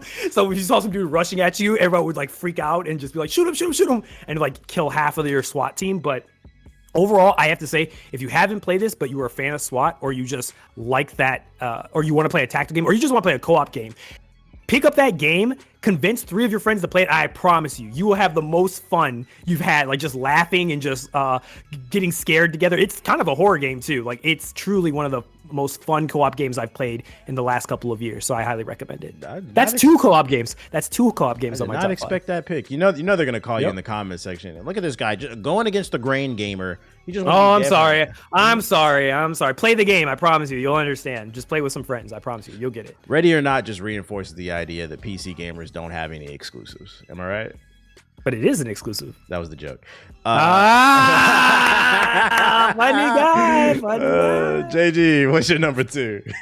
All right, my number 2 is As Dusk Falls. Oh, and I'm actually surprised by this. Yeah, this was a game that TBH recommended because it's on Game Pass. Hey, shout outs to the Game Pass. So TBH was playing this. He was like, I think this is a game you actually like. And I was like, really? As Dusk Falls? I sit there and looked at it. I was like, this does not look like something I'll play. But it is a Telltale style game. But the difference between this one and like a regular Telltale style game is it looks like a graphic novel. Like if you're sitting there looking at it the first time, you're like, oh, this looks like crap. Like because it's like photographs as it progresses through the story. But I think that this was probably like one of the most engaging like Telltale like type of games that I've ever played. And this is like better than Life is Strange, like better than Walking Dead. Like this was actually a really within like really, the first 30 minutes, you're doing hard ass decisions. Yeah, like they kind of just threw it at you like from jump. Like you're in a car and like they're just throwing like some very hard decisions that like really matter. I think like that's one of the most important things here. Like these choices again, like as we were saying in the core, like really matter and they shape like what's gonna go on throughout the rest of the story. And like as you go through and you get past the chapters, you see all the different trees and stuff they can do. Like they gave you some really tough stuff, and it's very interesting how they brought like all of the characters together, and then of course like you could do some choices that just like in the quarry where some people could end up dying and stuff, so you really got to think about it. But I was not expecting to be as engaged as I was when I played this game, and it was a very pleasant surprise. Again, I feel like this was another sleeper title that if you didn't hear about it did win an award on the Game Awards though, so shout out to them. But this was definitely something that I feel like was under the radar, and again, if TBH recommended to me, I probably wouldn't even have played it. So shout out to him. But it was definitely it was up there. Like I think this was one of the most fun games that I played and one of the most fun games that I streamed this year. Freaking, I didn't even want to play it. I got stuck with the review for G4, and then when I started playing it, I was like, yo, this shit is fucking heat. I was like, this is fire. That's when I put it in the group chat. I was like, yo, you guys should probably like check out this game called Dust Fall, because I knew when I played it, I knew people were gonna sleep on it, just because of the art style. People were gonna dismiss the game. But it's one of those games, if you give it a shot, it's on Game Pass, it's fucking fire, and everything from the first episode affects everything in like the last episode, because I think it was like 5 or 6 episodes in the game from what I remember. How long does it take? It's not a long game either. It's like 6 hours. Is it like 2 hours? It's like Telltale games like 2 hours. It's not long. No, it's more like I think 5, 6. Yeah. per episode. No, the whole not game. per episode. Oh, yeah, the okay, whole game. okay. Yeah, it's not. okay. It's not. It's Cool. not a long experience. You could probably beat it in one sitting if you really wanted to. I downloaded on my Xbox. I just didn't have time to play it, but yeah, I'll play it next year. I'll definitely get around to it. Cool. So it's. I swear, like we're probably gonna get accused of being Xbox fanboys. Yeah. So my number 2 game, we're going with Plague's Tale Requiem, the Church of Plague's Another Tale. Game Pass game. It's Oh on the my game, and Lord. it's on the Game Pass, ladies and gentlemen. So here's how I even got into Plague's Tale. Freaking when I was working at G4, I was just bored sitting at my desk waiting to shoot another video. I had like a 2-hour layover, and then I was on the Game Pass just downloading shit. I was like, let me check out this Plague's Tale game. Played it. It was only 6 hours. Like, yo, this game's pretty good. It's like it's not bad. Then Requiem came out. I was like, all right, well, let me. I would define Plague's Tale Innocent, the original game, is what you would like kind of that negative term. Oh, it's a Game Pass game, like like a B tier type of game. A B. I would say type. Plague's Tale Innocent it's good. You could see where they were going, but it's not quite there. I don't know what the fuck happened at that studio, but they blew the fucking roof off, bro. Like this is like Empire Strikes Back. Like this like game. Mass Effect 1 to Mass Effect 2. Yeah, that it's like type I'm of like, jump? is this Okay. the same studio? They took this shit to another fucking level, bro. They went from like this linear kind of stealth game to now it's like semi-open world. The characters have a lot of great development. It's dark, it's gritty. You see the development of Hugo and like his ability to control the rats inside of the plague. The stealth combat gets even better. One thing that was really cool about this game is literally every chapter, like every level, they introduce a new gameplay mechanic. So like it felt fresh the entire time. They're constantly throwing new enemies at you, and people rag on me saying that like, oh, you're trash at puzzles, that's why you don't like puzzle games. No, I don't like games with puzzles in them, like with Ragnarok, because like I remember in Ragnarok, right? Y'all beat it, right? Y'all beat it. Yeah, we all beat it. So when you fight the big ass wolf, right? How does the game reward you? You're stressed out. You're fighting that big ass wolf. You're fighting Finra, whoever the fuck it is. Yeah. Instead of just letting me walk through the door, I'm like stressed out. I'm tired of fighting the boss fight. There's a puzzle to get through the fucking door. Yeah, I'm to like, open the thing. Yeah, that shit made me so mad. I'm like, that's the shit I'm talking about. That's when I hate when games. Why is this here? Yeah, why is this here? Just let me go through the fucking door. This game, Plague's Tale Requiem, it is a puzzle-driven game. There's a lot, but every puzzle was unique and it's contextual to everything that's going on in the story. And because everyone was unique, I was never bored. Like I actually felt like mentally stimulated, and it was very fun to play. I cannot stress enough. I would say, yo, if Elden Ring did not come out this year, this would be my game of the year. This game was a pleasant surprise. Please play Plague's Tale Requiem if you have the Game Pass. It's kind of crazy that like Xbox quote unquote had no games this year, but actually like when you look at the top 5, a majority of our stuff came from the Game Pass, which is wild. Yeah, it's funny when I was streaming High on Life, insane. High on Life, another Game Pass game. Oh, another Game Pass game. Yeah. I was streaming it and like we were talking about the value of it, and somebody in the chat was like, I don't see the value of it, and then somebody kind of reinforced what he said, and he was like, yeah, he's like, Game Pass is cool, but he's like, outside of X, Y, and Z, he listed like 6 or 7 games that he beat this year. You just paid for it. Yeah, and that's what I said to him. I said, whoa. One of them was Plague's Tale, by the way. I said, whoa, you just listed like 7 games, dude. I was like, listen, guys, just to kind of put it in perspective for you, if you got 3 good games out of the game, because the Game Pass is $120 a year if you pay for the whole year. If you got 3 good games out of it, you made your money back. Yeah. And you just listed like 7. So sit there and be like, yo, this shit is not that great. Like, do you? And then he was like, yo, he's like, I didn't even think of it that way. I'm like, yeah, it just goes to show you how spoiled we have become in terms of absorbing content. And I don't mean just gaming. I'm talking about gaming, music, TV shows, like streaming. So much content is thrown at us nowadays. TikTok with the For You page. Like we just absorb it. We become unappreciative of what's actually in front of us. It's like, bro, he's like, and he changed his tune. He's like, now that I think about it, he's like, you're right. So Plague's Tale Requiem. Play the fucking game. If there's one Game Pass game, and a lot of people are asking me, do you need to play the first one to get the second one? Yeah, it does take place like right after the first one. But if you don't, the first one's only 6 hours. It's not a long game. But if you don't want to play it, just watch a summary on YouTube and skip to the second one. Fire stealth game. I'm waiting for y'all to play it. I gotta beat it, but I started it. Yeah, that's my number 2 though. Ethos, give us your game of the year. Bro, we know what it is. Like, we all know what we're all going to say. You want to say that? You know the fuck going on. You want to say it on 3? All right, here we go. 1, 2, 3. Diablo Immortal. Elden Ring. Diablo Immortal.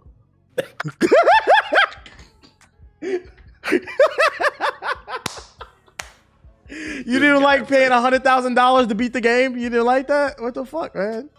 Hey, JG, we're gonna have to leave GI. I think I've had enough of this organization. I don't stand for its belief in its mission anymore. Man, he throws his face, bro. I'm just wow. That's all right. We all agree. Quit being dramatic. I'm joking. Elden Ring is game of the year. That's a good TikTok clip. That's a good TikTok clip. Your editors, get that. Clip that. So Ethos, we might as well just break down individually. So Ethos, why is Elden Ring game of the year for you? Bro, why is it not? Now, how about that? Why is it not? Just everything. I would say that this is the first From Software game where I feel like story-wise, it's way more I guess sensical. Like I was able to fully I didn't have to read through a bunch of lore descriptions. I didn't have to read books or read items or understand what's going on. Yeah, it was way easier to follow. Like I was able to from A to B, I could tell you pretty much what was the whole point of the game, like what we were trying to do. I had a motivation. I knew what I was there to do. Like, yo, I'm a Tarnish, got brought back from the dead. I want to become Elden Lord. All these demigods are getting assassinated and stuff like that and getting killed. They're all fighting over this. My job is to go in there and I just want to become the GOAT. That's all it is. And I got a uphill battle and obstacles I got to do, like every other Dark Souls type game and everything else. But things I loved about it, again, this is kind of the same thing of that criticism about Forspoken. Off rip, you could tell the art direction was phenomenal. Just the world was something unique. Like it still had that fantasy base, but whether it's because of George R. R. Martin contributing to it or just them just being on the top of their game, just this type of world that was developed with its foundation, its lore, its world building, its environmental storytelling, it was really good. It was like, oh man, it was like playing one of the best open world games. It was like playing Witcher 3's open world with Dark Souls dungeon design all thrown into one. And the best part I loved about it was exploration. I'm not a crazy person when it comes to exploring every nook and cranny on something, but this game made me want to do that because this game from a design standpoint was, oh my God, from a level design standpoint was so immaculate that I feel like every inch of this map that I went somewhere, I found something. It was never when you play some open world games, you go off into an area and you go so far that now there's why am I here? It's pointless. Every place I found a cave, I found a cavern, I found a dungeon, I found something. And then by the end, and it rewards your time. That's the best way I can describe it. It rewards your time. If you go off the beaten trail and you discover some dungeon and you go through that dungeon, you're leaving there with something, whether it's a new item, a new weapon, a new ability, some more, points that you can more, what is it? What was it called? What's the name of the currency in the game? You talking about the runes? Yeah, my runes. My runes. My runes. Everything in this game was rewarding you. It was like the carrot, and it was you were constantly being shown a carrot. And the best part was that it. Oh my God. Oh, it was so refreshing to play a game that treated me like a person that had a brain. I'm not to shit on Ragnarok, but my God, was it just refreshing to play a game? It feels like so many games in the past decade have been these games that come out and it handholds you every step of the way. It thinks you're stupid and you can't understand puzzles, that you can't understand this, and that it has to tell you how to do everything. Oh, you got to go do this. Oh, you got to go do this mission. Oh, here's this radar system to tell you where to go. Oh, here's this checkpoint. Oh, open the map and spam this. I love that. It was the first game in years that we actually had mystery, that no one, when the day game dropped, like you said, it felt like a kid again, where everybody was trying to trade information with each other. I love the map design. I love how the game didn't just Ubisoft you and spam a bunch of dots on this map to tell you got to go here and here. And I love that I found stuff on my own. That's why I felt so much more rewarding. And it was so cool how you'd mark stuff on your map yourself. It felt like real life. It felt like you were on a scavenger hunt. Oh, I'm gonna check over here. I'm gonna check over here. Granted, I get that for some people, that lack of guidance kind of is scary and a little bit turns off some people because so many people are used to being handheld by design. But this game, I loved it. I loved every second of it. I think this was a game that's going to stick in the back of my head for years to come. It was just inspiring. The whole game experience was inspiring. And I truly don't think last time I felt like this was Witcher 3, and I don't think we're ever going to see a game like this maybe for maybe the next decade. I don't know. This is a one in a decade type game that I think came out, and I'm happy that I got to experience it. 10 out of 10, not 10 out. Well, yeah, 10 out of 10, masterpiece. Not perfect, but I would say it's closest thing to it. Yep. I'd give it a masterpiece status. Wow. I mean, Ethos said a lot. You can tell he's very It's passionate. so good. It was so good. one of the things I liked about the game, just to just add on what those were saying, like you can literally like just do whatever freaking build that you want. Like I slaying crack rocks and everybody makes fun of me, but I was a mage and I stuck to it, and I found one of the most powerful abilities that there were, and I stuck to it because it worked. Like you could do whatever the heck you want. Like TBH, I'm sure you can attest to what you ended up doing for your series and what character that you ended up making, but you can literally do whatever. Like there's no right or wrong way to play the game, as long as you are exploring, as long as you are progressing through the game. Like it doesn't matter, and I think that's what was the most refreshing out of everything. Like obviously, yeah, there were metas throughout the game, and through patches things got buffed and things got nerfed, but there is still like just whatever freaking build that you want. Like you could just do it. Like you can go whatever you want. Like a dude said in my chat the other day that he ended up getting to Morgit like after he was like almost 200 levels. I'm like, how do you even do that? Like, but then again, you think about it and it's like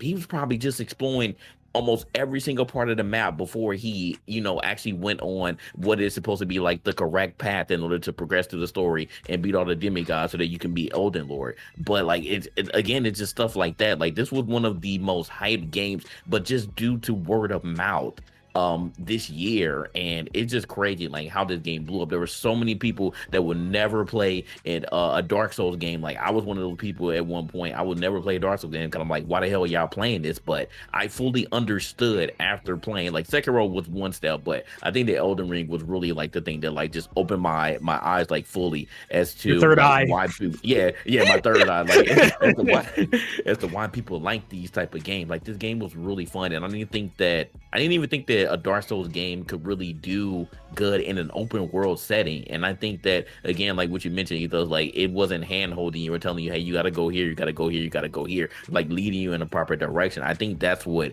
again made this game even better than what it could have been if it was like sorry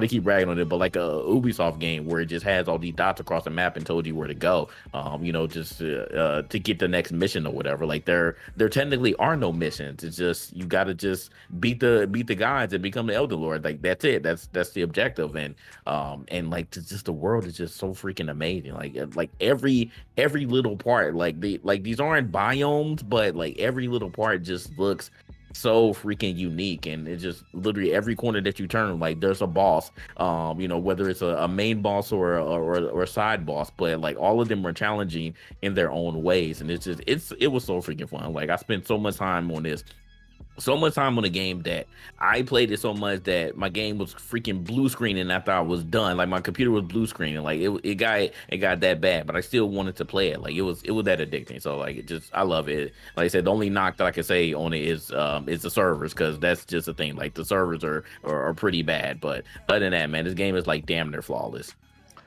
People who didn't understand, who didn't play Elden Ring. How could Elden Ring win Game of the Year over Ragnarok?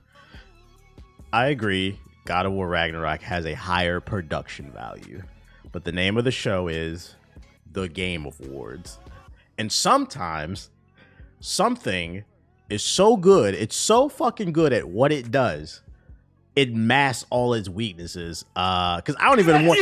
I know you saw at the same time. You said what? Ladies and gentlemen, we got him. What? Let me find out. Okay. He's streaming. So me and JG knows right, we had Steam open, and it literally pinged says he has started playing Sekiro.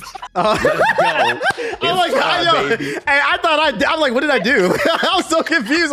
I'm like, yo, did they play a joke before? I'm like, what the fuck? I was genuinely confused. That was the timing. It was just a timing. Me and JG both like knew at the same time. I was like, there's no. I don't got Steam open. Yeah, that's how our eyes lit up. Yeah, ladies and gentlemen, we got him. Siggy is on Sekiro. But yeah, sometimes something is so good at what it does, it masks all its weaknesses. Because I don't 100% agree with Ethos as the story. Like I agree it's easier to digest compared to other Soulsborne games, but I still can't really tell you 100% what the fuck was going on in Elden Ring. But the game, because I can't stress enough, I am a gameplay first person. The gameplay was so fucking fire. I did not care. I just wanted to overcome the challenge. Another aspect of gaming, the level design in fucking Elden Ring was magnificent. One of my biggest problems with a lot of these open world games is I don't want to explore them. They're not interesting. It's fucking boring. I just want to get to the mission. But I wanted to explore every nook and cranny of Elden Ring because every piece of the map looked completely different. There was beautiful, bro. When you remember that area where you had to cross across, you had like the rocks coming at you, it was like that snowy mountain area, and you had to cross across that narrow path while you're like getting trying to shoot you, bro. That level design is fucking amazing, bro. I was like, yo, this shit is lit. I feel like a nigga's on an adventure, bro. This shit is fucking lit, bro. When you first enter Ohio, aka Khalid, Ohio, yeah, the devil, like the level design was fucking top tier in this game. The underground area, that no one knew there's a whole other place that would look beautiful underneath the entire map. You're getting attacked by spikes rushing you down and shit. The level design was just magnificent in this game, bro. Like Ethos said, this was the first game that I played in a while where like I felt like a kid again because you couldn't know everything. You had to exchange notes with everybody. It felt like Pokemon Red and Blue version with Masingo. Like you're hearing all the, oh, there's this over here, there's that over there. And then also it was fun to watch. I can't stress that enough. I had fun watching other people. And it wasn't because like, well, some of it was because watching people struggle, but it was because it was cool to look at other people's builds. Like where they were and like they're doing different things. Yeah, like I think I said in the last podcast, like for all the glue eaters out there that didn't play the game, imagine an NBA 2K where nobody's build is like yours in the city. That is it. I finished the game with the default Pebble spell. People in the chat were like, yo, I didn't know you could fucking do that. So many people were telling me when I was fighting Millennia and when I was fighting, what's the final boss's name? The Ragan or whatever, the electric dude. The dragon. Radon. When I was fighting Radon, so many people in the chat, bro, you need to put on a not Radon, Ragavan? I'm thinking of Magic. I'm sorry. Whatever, you know what I'm talking about. Radon is the other dude. Yeah, the final boss. So many people in the chat, you need to change your spell. You got the D spell. You're not going to... I fucking make it. That's why they call me the Pebble of the fucking East, bro. So it was fun to watch everybody because everybody had different builds. Like, oh, I didn't know you could fucking do that in the game. It shows you the level of layers versus something like Ragnarok where, like, it's a very lit... Everybody's fighting the same exact way. It was fun. I don't know. One of the best games that I played in a long time...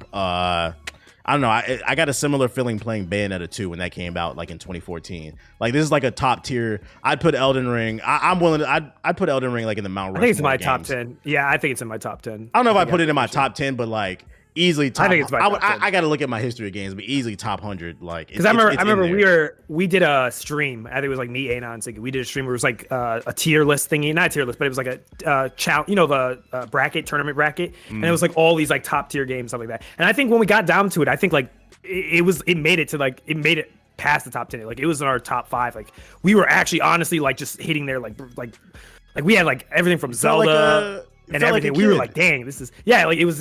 I got that same feeling when I played Ocarina of Time that first time. Like playing Elden Ring. Like I was like, man, this is the feeling I miss playing games because like there's so many like Horizon Forbidden West.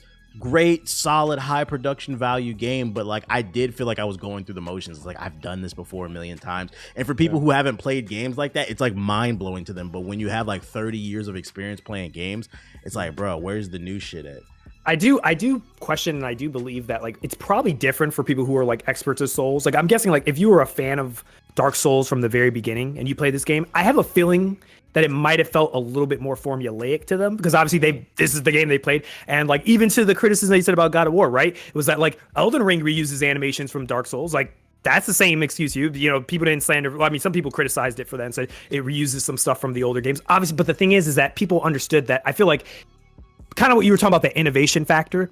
I think people understood that like you can't have your eggs in all the baskets, right? Like you have to pick where you fight your battles. Yeah, when you design a game of this level, this scale, there's certain things that you have to prioritize. And they were like, we have literally a decade and a half of experience making these type of games. And we're going to do something, we're going to scale it out. And that was that innovation, right? Just the scale is the innovation. That's why I feel like that's the thing you're talking about with God of War, right? The scale doesn't, you know what I mean? Like the scale of Ragnarok from God of War 18 doesn't feel like that big compared to like playing Dark Souls and then going to Elden Ring and be like, oh my God, like how did they do this? I was curious too, because I was going to ask, when do you feel like when you were playing Elden Ring, how far did you get into it? Like what moment did you, when you were playing it, where you were like, yeah, this is game of the year? Like, did it take till you beat it? Or was there like a point like throughout the time, like maybe a halfway point where you did something, you were just like, yeah, I don't think anything this year is going to touch this at this point. I think by the time I got to Khalid or like the second boss fight, I was like, yeah, this is definitely a contender for like game of the year. I think that. What about y'all?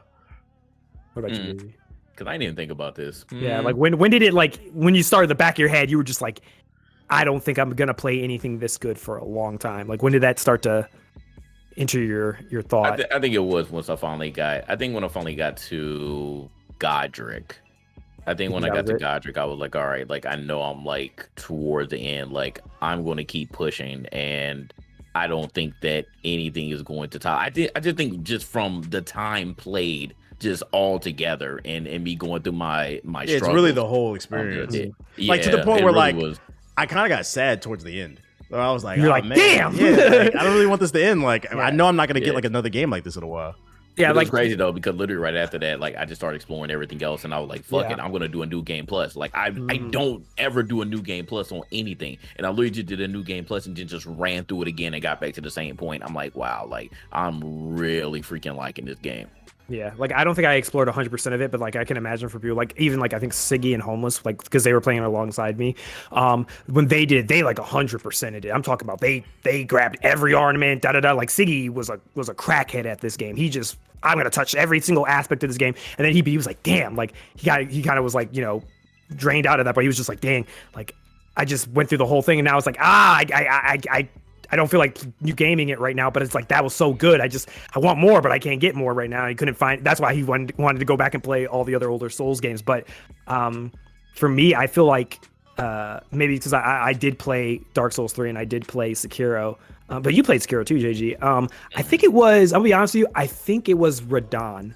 I think that first time where I saw Radon and you had to run at him up the hill, and it felt like a actual like some like Attack on Titan like battle. Because like you had this dude shooting at you from long range with arrows. You're dodging arrows. You have your soldiers also pushing up with you. It's like some World War II Normandy type shit. Oh, and then I remember like I think the moment I was like this is going to be something crazy was when he meteors you, when he jumps in the sky and you're like, where'd he go? And then he comes down and slams you. And when he killed me the first time doing that, at that point like I was obviously like I died, so I was upset. But I was like, oh my god, I didn't expect that. I was like, oh yeah, this is. I don't think anything this year is going to touch. I think that was the moment. And that shit was a side mission. Like, yeah. Yeah, and that was you didn't have to tell me. That was the crazy part. Yeah. Somebody told me that was a side mission. I was busting my ass trying to beat a boss that wasn't even needed to beat the game. I was like, Jesus, that's how you knew. I was like, yeah, this shit's insane. Good game. Melania's a side boss too, but no, that's the real boss.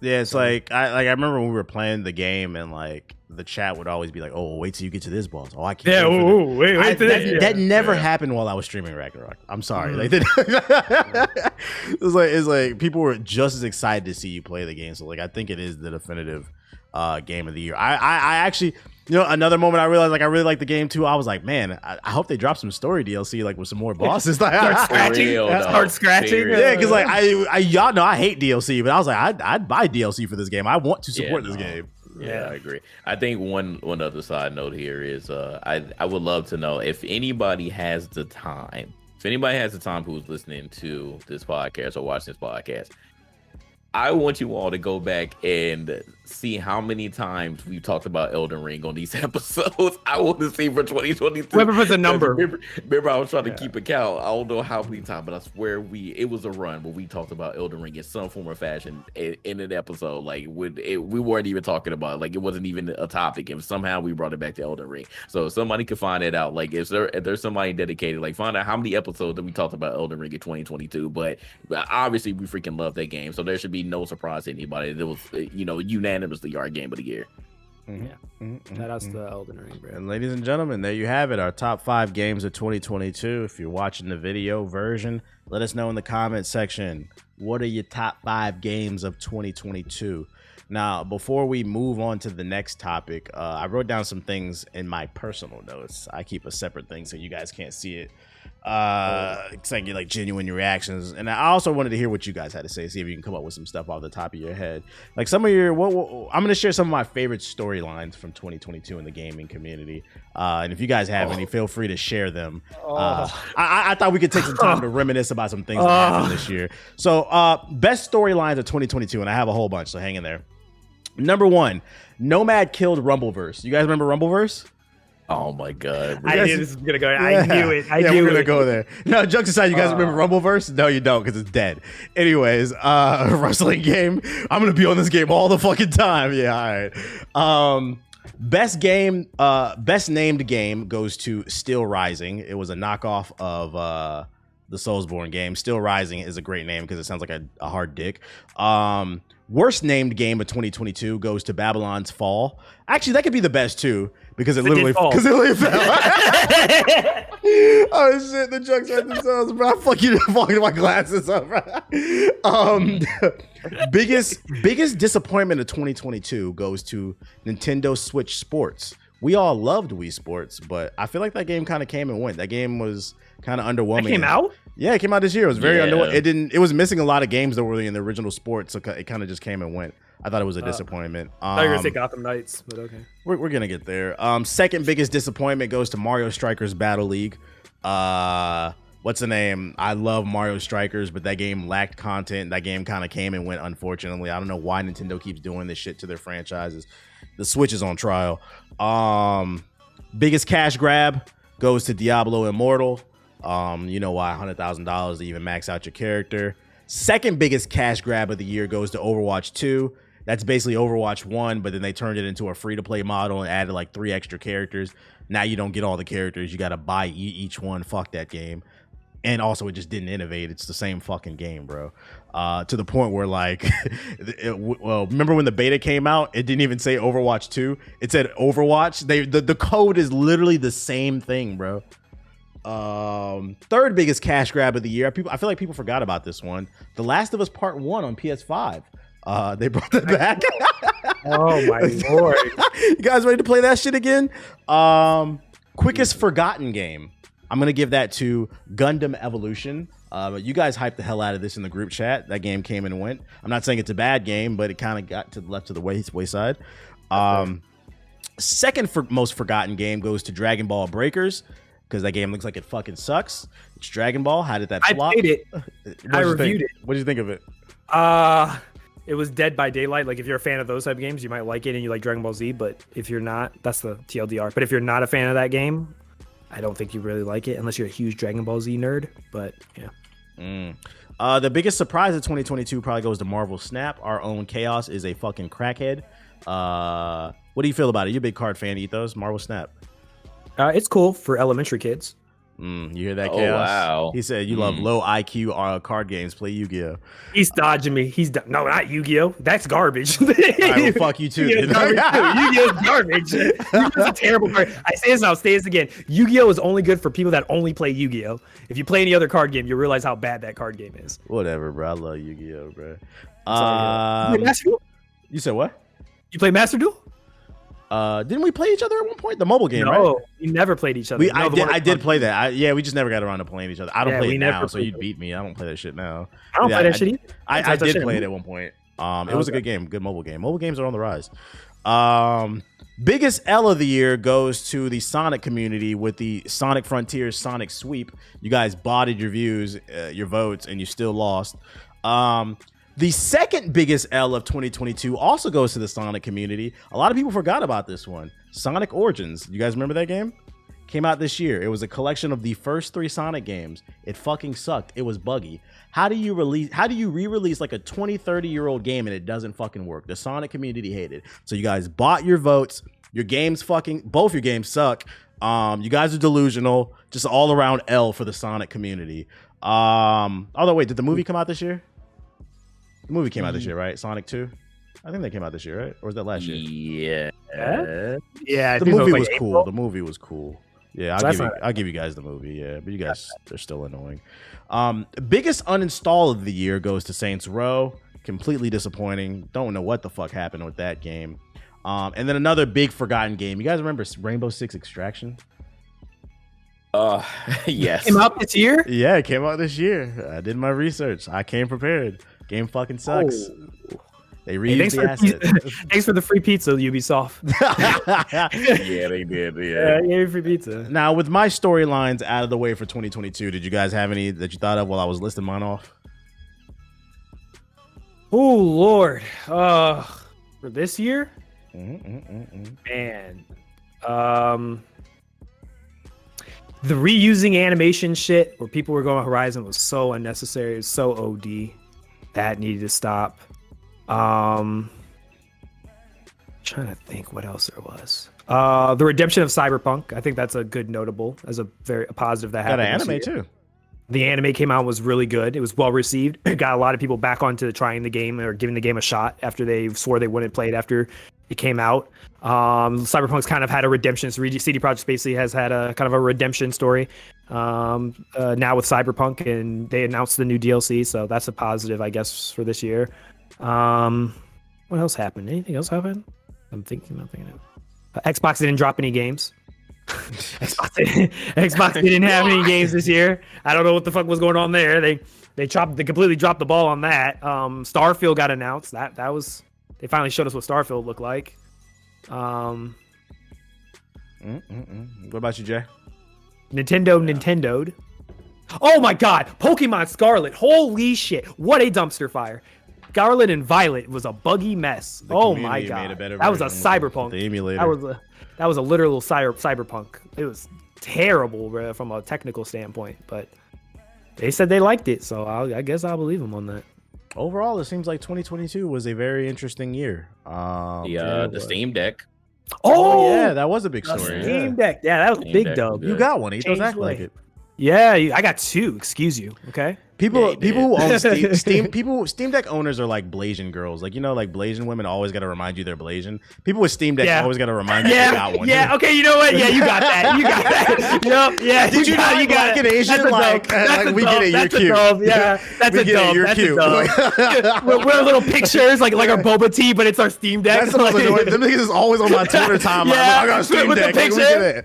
What game we be you taking snapshots. I'd be like Jeffrey Dahmer with my Steam Deck. They spend more time showing off their damn Steam Deck than playing it. I don't want to hear that. Be like, hey, what do you want? I just want to take some pictures. Just take pictures of my Steam Deck. Yeah. Relax. We're just gonna take some pictures. Yeah, I just want to take some pictures. I love that. I love that thing. You know that before we wrap up 2022, I just had a thought. I just realized 2 of your top 5 games, JG, were story-driven games with The Quarry and As Dusk Falls. More evidence that you don't actually play games. You just like point-and-click adventures. Do you have any answers for that? That's not true. I like story games though. I bet you. Unlike you, you're probably just brain dead, just going through your action adventure games and not even paying attention to anything. That's why you don't read. How you say I don't read when I made the show notes? What are you talking about? I read it. That's the one thing you can do. Y'all don't know. The notes, like, there's no cohesion at all. It just looks like somebody just slammed the keyboard a couple times and put a bunch of links in here. This nigga can't even keep a straight face with that shit. All right, let's move on to 2023. All right, so let's talk about most anticipated games or games we're looking forward to. I gave you guys a list, the article with all the games coming out. Anything stand out to you in 2023? Do you want to go by month, or you just want to list whatever you're interested in? I could just list everything. I just made a list. Go for it. All right. Is this even a freaking surprise? Like a Dragon Ishin in February, coming out the gate. Coming out the gate. Come on, bro. Isn't that a Game Pass game? I don't think probably will be. One of them was. One of them was. I don't think it is day one. The last one, like a dragon. I don't know if it'll be day one, but it'll definitely be on there eventually if it's not day one. Star Wars Jedi Survivor. Come on, that's a no brainer. Suicide Squad. Hopefully, oh my God, Gotham Knights. Please don't. End up being a stain on Suicide Squad. I hope that this game is freaking lit. Hopefully, because we don't have an official date yet, but Wolf Among Us 2, if that comes out this year. Oh, please, God. TBH, you need to stream that game. I'm telling you, bro. Yeah, if it gets a release date, I will stream the Wolf Among Us. No, you should stream it even without the release date. It's such a good stream game. You should. Atomic Heart, because that's also February game. Game Pass. Forspoken, because that's going to be the first major game out the gate next month, January. Wolong. Wanted Dead, which also comes out in February. It comes out Valentine's Day. Like, February is about to be freaking That game looks a little ridiculous. janky to me. I'm surprised that's on your list. It looks like it could be good, but I'm a little on the fence about that one.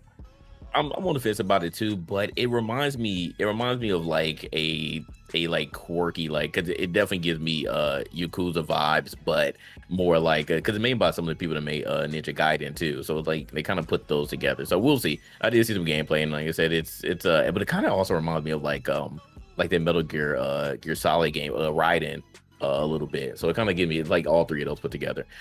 Crime Boss, I'm slightly interested in that once we saw the reveal during the Game Awards. Spider-Man 2. And did they give a release date for Spider-Man 2? No, there's no release date. We're supposed to. And so if it does come out, because again, I have a couple of ifs. So everybody's saying it's 2023, but we'll see. And of course, Hogwarts, that's also coming out February. What about you, Ethos? While JG was talking, I literally went through this list really fast and just slammed a bunch of things. I think that's everything. Yeah, okay. Going real fast. Fire Emblem Engage, Dead Space Remake, Hogwarts Legacy, Wanted Dead, Jedi Survivor, Suicide Squad, Atomic Heart, Company of Heroes 3, Wo Long, Mega Man Battle Network Collection, Zelda, Tears of the Kingdom, Final Fantasy 16, Diablo 4, Alan Wake 2, Spider-Man 2, Arc Raiders, Armor Core 6, and Baldur's Gate 3. Those are what I'm looking forward to. There you go.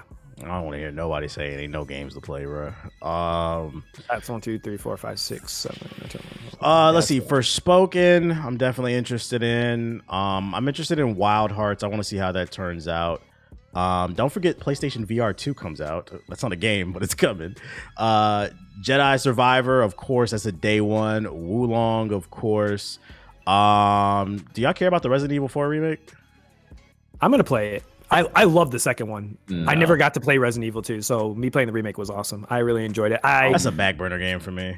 I played forever hating on Capcom, bro. Forever Why? until they bring They've out been dropping heat. until they bring out only Musha. Hey, Nope, I gee, got an let agenda. that I shit have an go. agenda. Let that old I'm making boomer Resident let Evil it games. go. Stop making Resident Evil games. Stop obsessed making with the the remakes. Bro, Resident Bring me Evil is out more only Musha. popular. It's more Bring out only Musha. popular. I don't care. Come on, JG. Jesus Come Christ. on. You gotta Big let it smoke for go. Capcom, bro. I'm not playing.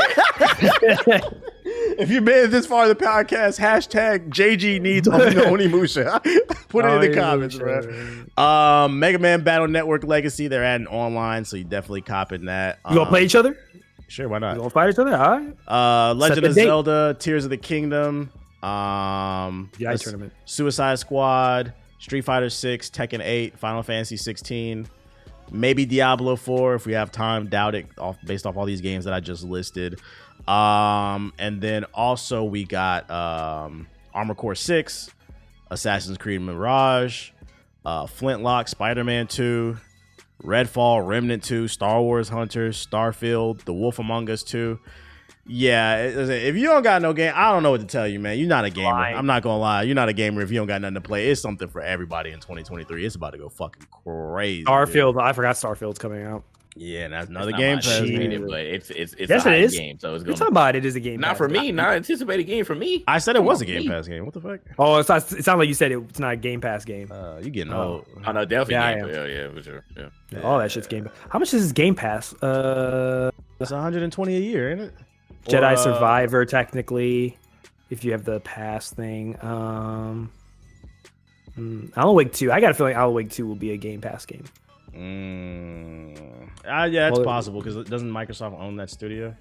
No, they're made by the Remedy.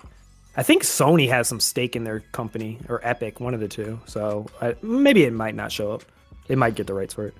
Cool. If you're watching the video version of youtube.com/GI updates, let us know in the comment section below. What are your most anticipated games of 2023? We're curious to hear from you guys. She's so many good games. What the hell? So many good games. I don't know how to. Hey, that means we're gonna have a lot of podcast content. Make sure to hit the like button. Yeah, that's it. Sure. Oh, Redfall comes out. Oh my god! I just said that. That's another Yeah. Game Pass Yeah, game. I know. I just Jesus. At bare minimum, if we're trying to be consistent with this podcast, I need to make sure everybody got Game Pass, so there's no excuses. At least you have access to all these System fucking Shock. games. We all have it. We all have it. But I gotta put in the group chat, yo, make sure you play this game so we can talk about it in the podcast. JG Ethos. Oh man, do I gotta play That Transformers you game know I is don't wanna coming play out. Games. You know I don't wanna play Don't worry. No, 2023 I'm gonna play is a lot of games. games that I want to actually. Oh, you play. gonna turn up? You gonna turn up? I don't gotta bug I'm y'all. gonna turn up next year. As much as I'm gonna turn up. as I got time, yeah.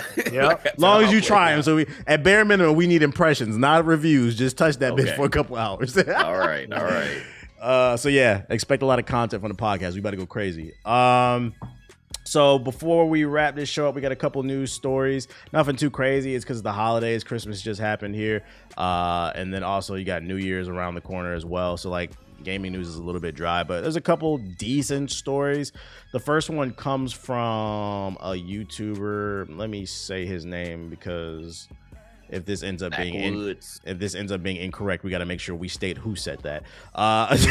Blackwoods, yeah, not us. This don't come from us. It comes from a YouTuber called Blackwoods. I didn't even want to put this in the fucking show notes because I never heard of this YouTuber. I don't know how credible they are, and I haven't seen any news articles.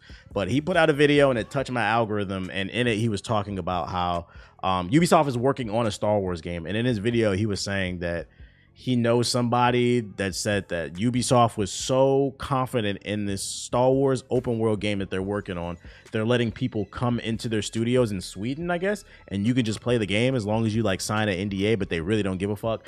And then also they're apparently going to reveal the game really soon. So we put it on the show notes because I wanted to hear from Ethos and JG. What do you think Ubisoft could be working on in the Star Wars universe that has them so confident? Because Assassin's Creed Valhalla sucks. All my homies hate that game. Ethos, you are the Star Wars you are the Star Wars connoisseur. I don't know that much about Star Wars lore. I don't. Have they even said what era this is in? Nope. We just know. I have no reason to even care about this. Like, there's no information. That's why I didn't want to put this on the notes. This is not. Yeah. I just put it in the group open chat. World game. Like, I'm not excited about a Ubisoft open world game. I don't care if there's a Star Wars skin. I don't think that's really gonna like if the mechanically it feels like a Far Cry game or something. I'm just gonna be like, wow, this is just a Far Cry skinned game with Star Wars skins on it. Like, you know what I mean? Like, so I don't know what to be excited for. I have to see the game myself. So I'm indifferent to it right now. Whatever it is that they're working on, I hope it's just original mechanics. Like they really sat down and like, all right, let's try to create something unique and that'll make the Star Wars fan base happy, because Ubisoft tends to make the same games over and over by sprinkling shit all over the fucking map. Matter of fact, that was one of the best memes of 2022. Now that I remember the storyline, if Ubisoft made Elden Ring, y'all remember that meme where they put all the shit on the damn screen? And it actually happened with Skull and Bones. Yeah, right. Which, by the way, comes out in March. Nobody's playing that. Anyways. Yeah, so I really hope that they take their time and make something super original. I do not want to play Assassin's Creed or Far Cry with a Stormtrooper because they tend to remix all this stuff. You have any expectations, Jay? I have very, very little expectations because, like I said, we just all mentioned what this game could possibly be like. I don't even know whether it's a good thing or a bad thing, allegedly. That this Ubisoft studio is just inviting people, like saying, hey, come on in, play this game. Like, I don't know whether that's actually a good thing or a bad thing. I mean, it could be a terrible thing because like they're like super confident it might just end up being, you know, some utter bull crap, but who knows? All I know is if this is true, we will see some leaks because Ubisoft gets, I feel like at this point, like Ubisoft, like this is a meme, like Ubisoft, I don't know what they're doing. Like, I don't know if their security is just absolutely horrific, but like everything that they are trying to make gets leaked. And this has been like a really bad trend, like minus the dude who ended up admitting that, you know, he was the leaker. But like other people have been doing this, like it wasn't even just him. So I have no clue what this could possibly be like, but I'm just gonna hope for the best. But I just have very, very small expectations for anything good coming out of this. Okay. What about expectations for the Last of Us TV show that's coming to HBO? It'll premiere on HBO Max January 15th. This is a live action adaptation of The Last of Us. That's probably why they put out that Last of Us Part 1 on PS5, because they assume this TV show is going to attract new people and they're probably going to want to take out the source material. Do we have any expectations for that, you two?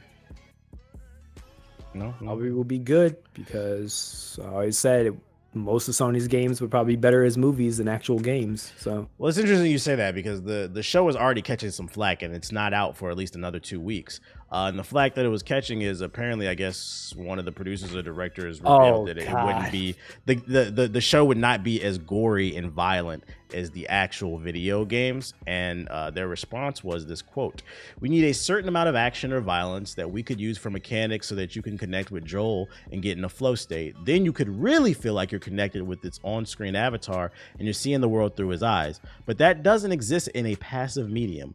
One of the things that I loved hearing about hearing from the co-creator Craig and HBO early on was, let's take out all of the violence except for the very essential. That allowed the violence to have even more impact than in the game, because when you hold on showing the threat and you're seeing people's reaction to a threat, that makes it scarier. And when we do reveal the infected and the clickers, you get to see what brought down humanity and why everyone is scared. Do you guys agree with that statement, Jay? I don't know. I think that because like The Last of Us, like that the fans, we've already seen firsthand like how crazy they can be about the franchise. So like I don't know. I actually don't know like how this is going to really turn out. So I don't know if I necessarily agree with that. I think people just want to see it like regardless. So I don't know if people are really going to flip out if it's not, you know, as gory. But the whole point about like us being able to, you know, they want us to really relate to Joel. Do we really want to relate to Joel in this live action adaptation for the people who play the video game? Like I don't know. I feel like I don't really. Didn't he betray humanity? Like that, so. Yeah, pretty much. I don't relate to that. Basically. I mean, it's a good point. You know, depending on what side of the coin that you play on. So yeah. So I don't know. Yeah, I really don't know. I guess we'll see. I understand where he's coming from. Because like when you play the game, it's naturally going to be more gory and violent because it's your experience. You're probably going to die more because you're controlling the experience versus like a TV show. If someone was constantly getting their head chopped off because you're watching it and you're not in control of the situation, it probably would take away from the actual kind of shock awe aspect of it. So they got to limit who they, when and how they actually use that violence. I get what he was trying to say. He's basically saying this is not a video game. It's a TV show. So don't expect people to be fucking fighting. There is going to be some drama. And then you have to, that's the way storytelling works. From the drama, you have to lead up to that action and then it pays off in the end. Now, am I saying the show is going to be good? No, but I understand where he's coming from. I hope the show is good, but don't take that as me saying it's going to be good. But I understand where he's coming from a storytelling aspect. You can't just be balls to the wall all the fucking time. And I think that's what he was trying to say with the story in that long ass fucking drawn out comment. But yeah, January 15th, The Last of Us show comes out. Let us know in the comment section below if you guys want to hear us talk about it on the podcast. I'll make sure that they watch the show. We can get Anon's HBO Max. What do y'all think about that? Yeah. I'm not broke, so I have my own HBO Max. That's crazy. Wasn't your internet lagging last podcast? I don't gotta do with me being broke. I see where you're trying to go with that. I see where you're trying to go. A multitude of factors that we get it. You balling on a budget. Last but not least, Assassin's Creed Jade. If you have not heard of Assassin's Creed Jade, it's because a couple months ago, Ubisoft was revealing with their plans for Assassin's Creed. They revealed more about Mirage. They also gave us a sneak peek at the Assassin's Creed Japan that they're working on. And in the midst of those major announcements, this one kind of got buried. They announced a third one, a mobile game called Assassin's Creed Jade, and it takes place in China. This will be a full-fledged Assassin's Creed game in the palm of your hand with mobile with your phone. They're currently doing some beta tests, and there's a YouTuber out there that's been leaking footage. This motherfucker's wild. I went in the comment section, and somebody said in the comments, they was like, yo, can't you get your channel taken down? You're breaking NDA. And he said, so everybody else is. I said, damn, bro. Motherfuckers. But he's not lying, though. Motherfuckers hate really Ubisoft. Just said it. Bro, like, they do not care, bro. I don't get it. I don't get how Ubisoft got to this point where, like, people just do not care about leaking anything and everything. Yep. So, what's the name? I'm not going to show any actual footage in the podcast of that leaked footage because we're not trying to get it's still up? Yes, yeah, it's still dude, up. go look at his channel. I'm not gonna Why say the name of is it. it still up? His whole channel, it's like 15 videos of him just leaking footage, bro. That bitch has been up for 7 days, dog. So if you want to find it at the time of this recording, if you want to find Assassin's Creed Jade gameplay, it is on YouTube. If you look for it, it's not hard to find. What's the name? Right now I just got a trailer. Y'all can't see it, the other host, but I got the trailer of the announcement playing in the background. But we took a look at the gameplay, and if you don't want to look it up, we can describe it, and what's the name? You can share whether or not you think it's actually be worth playing. Because I put it in the group chat. Jade, do you have any first impressions of the beta footage that we've seen from Assassin's Creed Jade? I mean, it's extra, early. So I mean, it definitely looks like a mobile game. I'll say that.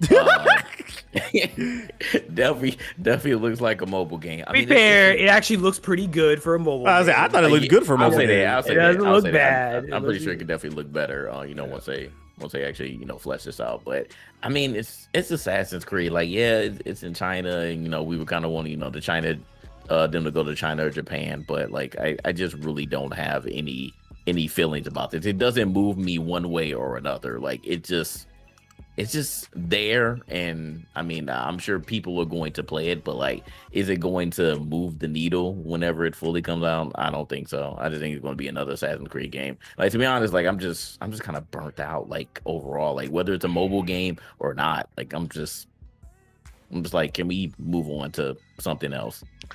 I am genuinely surprised by the scope of it all. I thought this was gonna be like, you remember those 3 Assassin's Creed games they put out? One of them was in China, India, and then Russia. They were like side-scrolling games. Maybe like 5-6 years ago. I forgot the name of them, but it was like a spin-off series. I thought that Assassin's Creed Jade was gonna be like that. They were making another like side-scroller because I'm like, it's mobile. But I was genuinely surprised. This is a fully blown open world 3D game. Honestly, it looks like they're kind of reusing assets from Assassin's Creed Odyssey with the coloring of the trees and all that shit in the actual landscape. In the footage, there's no voice acting, but like the subtitles are there, so you can tell there's going to be full blown voice acting in it. You get to look at the combat and the climbing. It looked fluid for like a mobile game or whatever. I think what I noticed was it looks like it's going to be more emphasis on action. I didn't really see a whole, and it could be because the person who was playing maybe didn't know what they were doing. But like the footage that leaked online, it seems like they're just fighting more. It doesn't really look like Assassin's Creed. That's why I'm looking forward to Mirage, because I just did not like Valhalla with all the extra. I don't want to be a fucking Viking, and then it was glitchy and buggy. But I'm not gonna lie to y'all, man. I'm an Assassin's Creed fanboy. I saw the footage. I was like, man, this does not look bad for a mobile game. I might have to whip out the Xbox controller and play it on the iPad, because I gotta know what's going on in the story, man. I gotta know, man. I'm a fucking sucker for Assassin's Creed. What about you, Ethos? I mean, whatever, man. They kind of killed my vibe for Assassin's Creed after the 3rd game, and then they kind of had me interested after Origin, but then after Odyssey, I didn't care, and then Valhalla, I didn't care. So, I don't know. I'm kind of stuck. When there's another black protagonist, then I'll be interested again. This man sounded like a fucking hippie. I don't know, man. The fucking government. Man. The government lies. Fucking lies. I'm just not interested in the modern story anymore. I think that's why I just don't feel like I'm captivated. I felt like Origin was a chance for them to fix the problem that 3 caused, and I think because of the way 3 ended, it caused a bunch of issues that you can kind of see. Like, they kind of don't even care about the modern day now. Like, it's so obtuse, and it's kind of like, I don't know, weird. So I don't know. I feel like that's the part that used to captivate me when I played the original games, and now that that's gone, Desmond's gone. None of that really matters into the current timeline, I think, unless I'm missing something. Yeah. What were you about to say? Bring back Bayek. Bring my boy Bayek. Bayek back.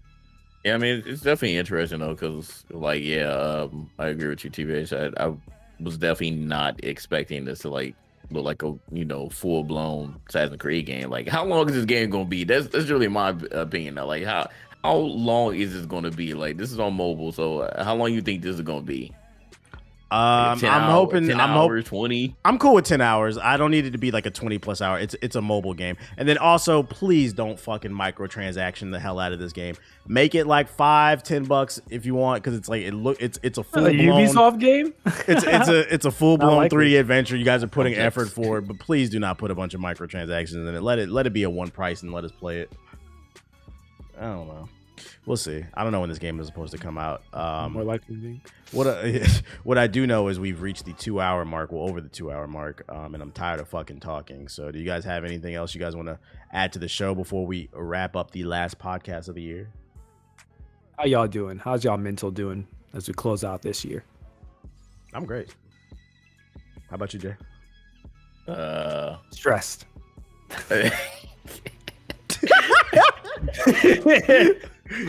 The NSYNC laugh is great. No, we're closing out strong though. We're closing out. Overall, my mental health is great, but just today I was broken a little bit. This man was yelling at everybody in the goddamn group chat, man. Just shooting everybody, bro. I'm working on some stuff too for content creators too. Got some cool stuff. Looking forward to 2023. So yeah, this has been Gaming Illuminati episode 137. Ethos, you got the floor. What's your closing statement for 137? Go. Hey, thanks everybody for watching. Get ready for next month. We got a lot of heat coming. We got another GI tournament that's going to be happening in January. So make sure you look out for that. If you want to enter into that, you have to be a member of the Discord. So go to patreon.com/GI updates and subscribe so you get access to Discord. It's only a one-time fee. You don't have to pay it every single month, just one time. Then you can stop giving us money. But if you care about us, give us money. That's it. JG, what's your closing statement for episode 137? Go. Oh man, 2022 has been a wild ride, but 2023 is definitely looking up. Like I definitely appreciate how like we have evolved the podcast. Finally, we're on video, and we have some plans to evolve it even more. So I appreciate everybody for continuously listening. I thoroughly appreciate the people that say that we are the best video game podcast. I don't think you all know like how dope those comments, mean to me, and I'm sure mean to us. So we're going to keep it going, and I hope you all enjoy the new format that we've been doing, and just stay tuned for what we have coming in the future. Make sure that all the content that we have, if you really mess with us, just continue to share all the content. We got a couple of videos that are gaining a little bit of traction. So I just want to see this podcast continue to grow, and let's move on 2023 because we got a lot of content that is on the way. I'm laughing because Siggy tweeted 43 minutes ago, "Who wants to see me play Sekiro?" This man's gauging. I guess they said yes, so he booted that shit up.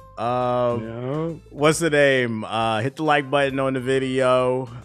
Rate it 5 stars on Apple and Spotify to help us grow in the algorithm. If you made it this far in the podcast, leave a comment. Hashtag JG wants Onimusha. And then also, I just had like the thought with you saying that, like, I guess some people had said to you we're the best gaming podcast. I'm not trying to toot my own horn, but like, who really is fucking with us? You have like the generic kind of gaming podcast, like the IGNs and stuff like that, where like they're very like insightful with like general knowledge, but they're not very entertaining. And then you have the other side of podcasts, them niggas just be fighting and shit and being mad petty. I feel like we're like a good balance between knowledge, but we're also entertaining. I'm not gonna lie. Who is fucking with us? Siggy's raging right now. He is. Oh shit, we gotta boot the stream up. We about to check it out immediately after. Yes, sir. All right, so yeah, we appreciate you checking out Gaming Illuminati episode 137. Hit the like button, 5 stars, and we'll see you on the next episode. Peace. Bye.